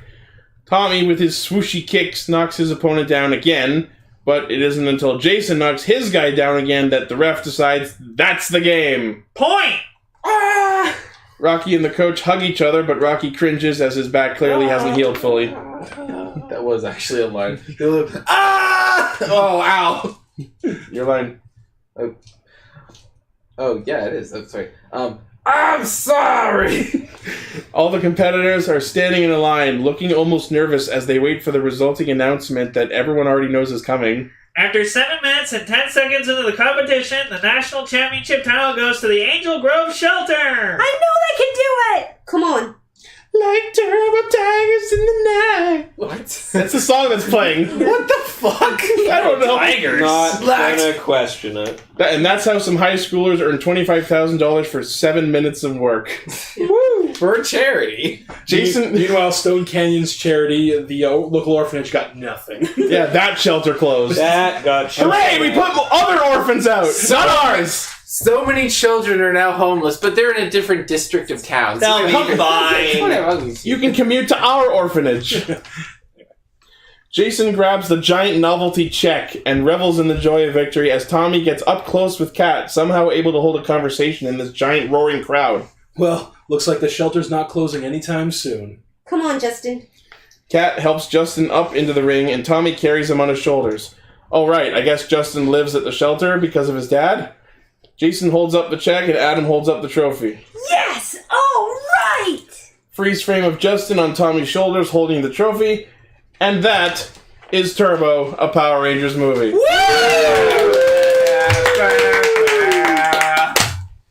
God, that's a weird movie. Power Rangers will return.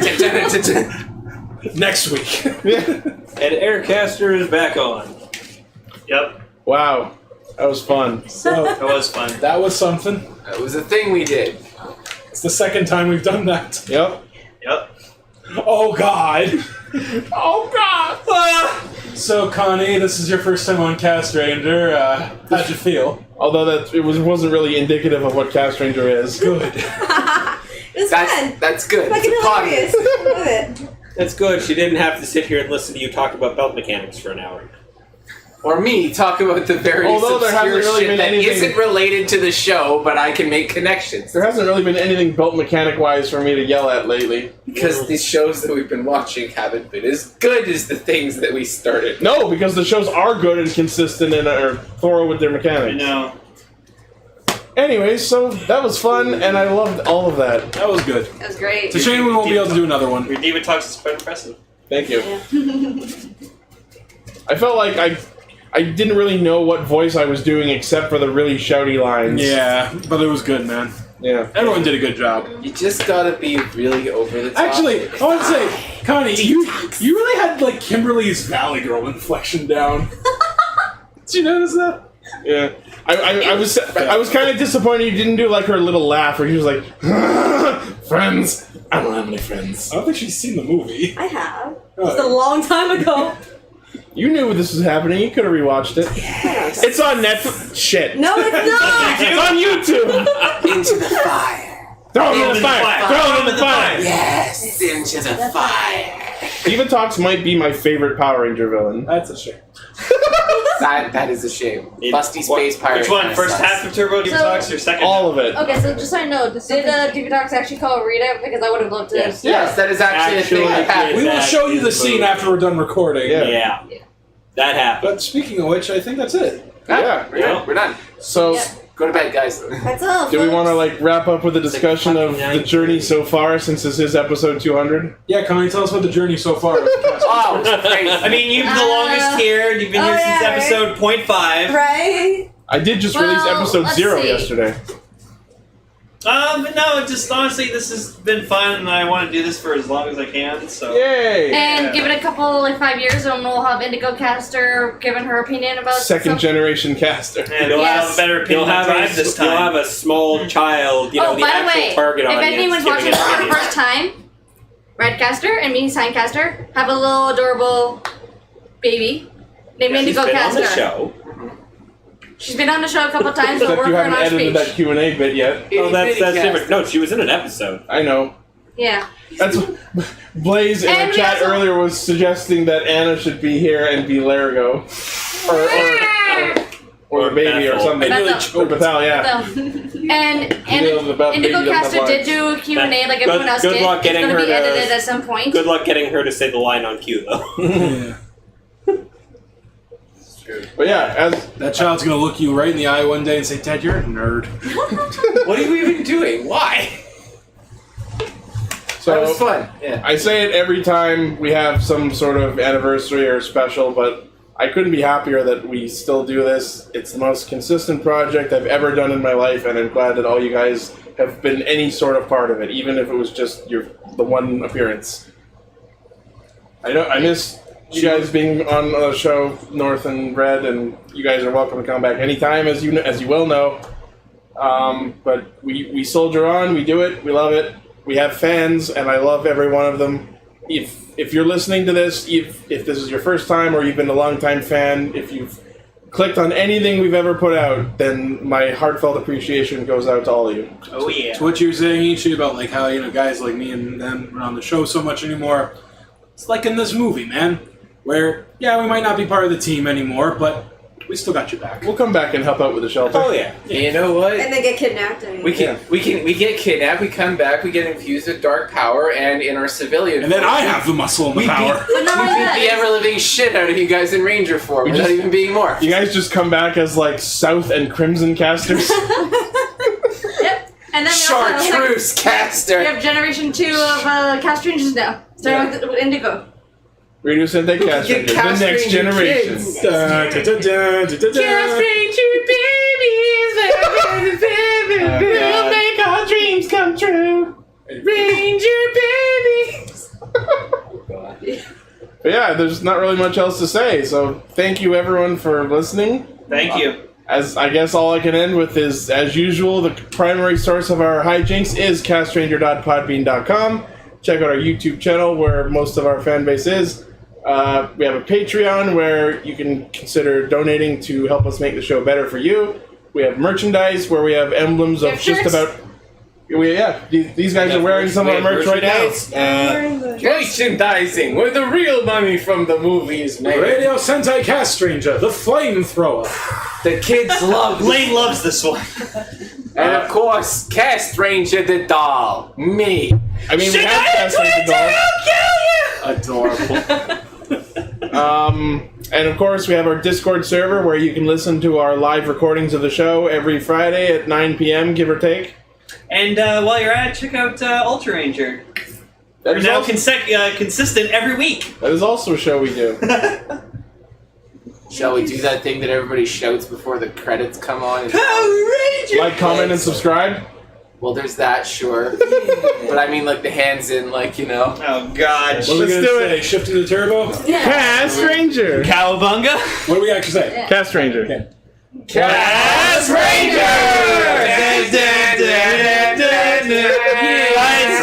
Guys, Frozen, help! I can't! Thank you so much for letting me be a part of this. Thank you for assuming we're hip. Guys, seriously, help! Your help. Help! We're frozen! Thank you! I was frozen today. I was frozen today! I'd like to be frozen. It's fucking summer. Right? May the power protect you guys. Bye! Bye. See you later, everybody. See you next year. Thanks for watching. All right. And we're clear. Radio Sentai Castranger is brought to you by our generous patrons, Oliver Nilsson, and viewers like you.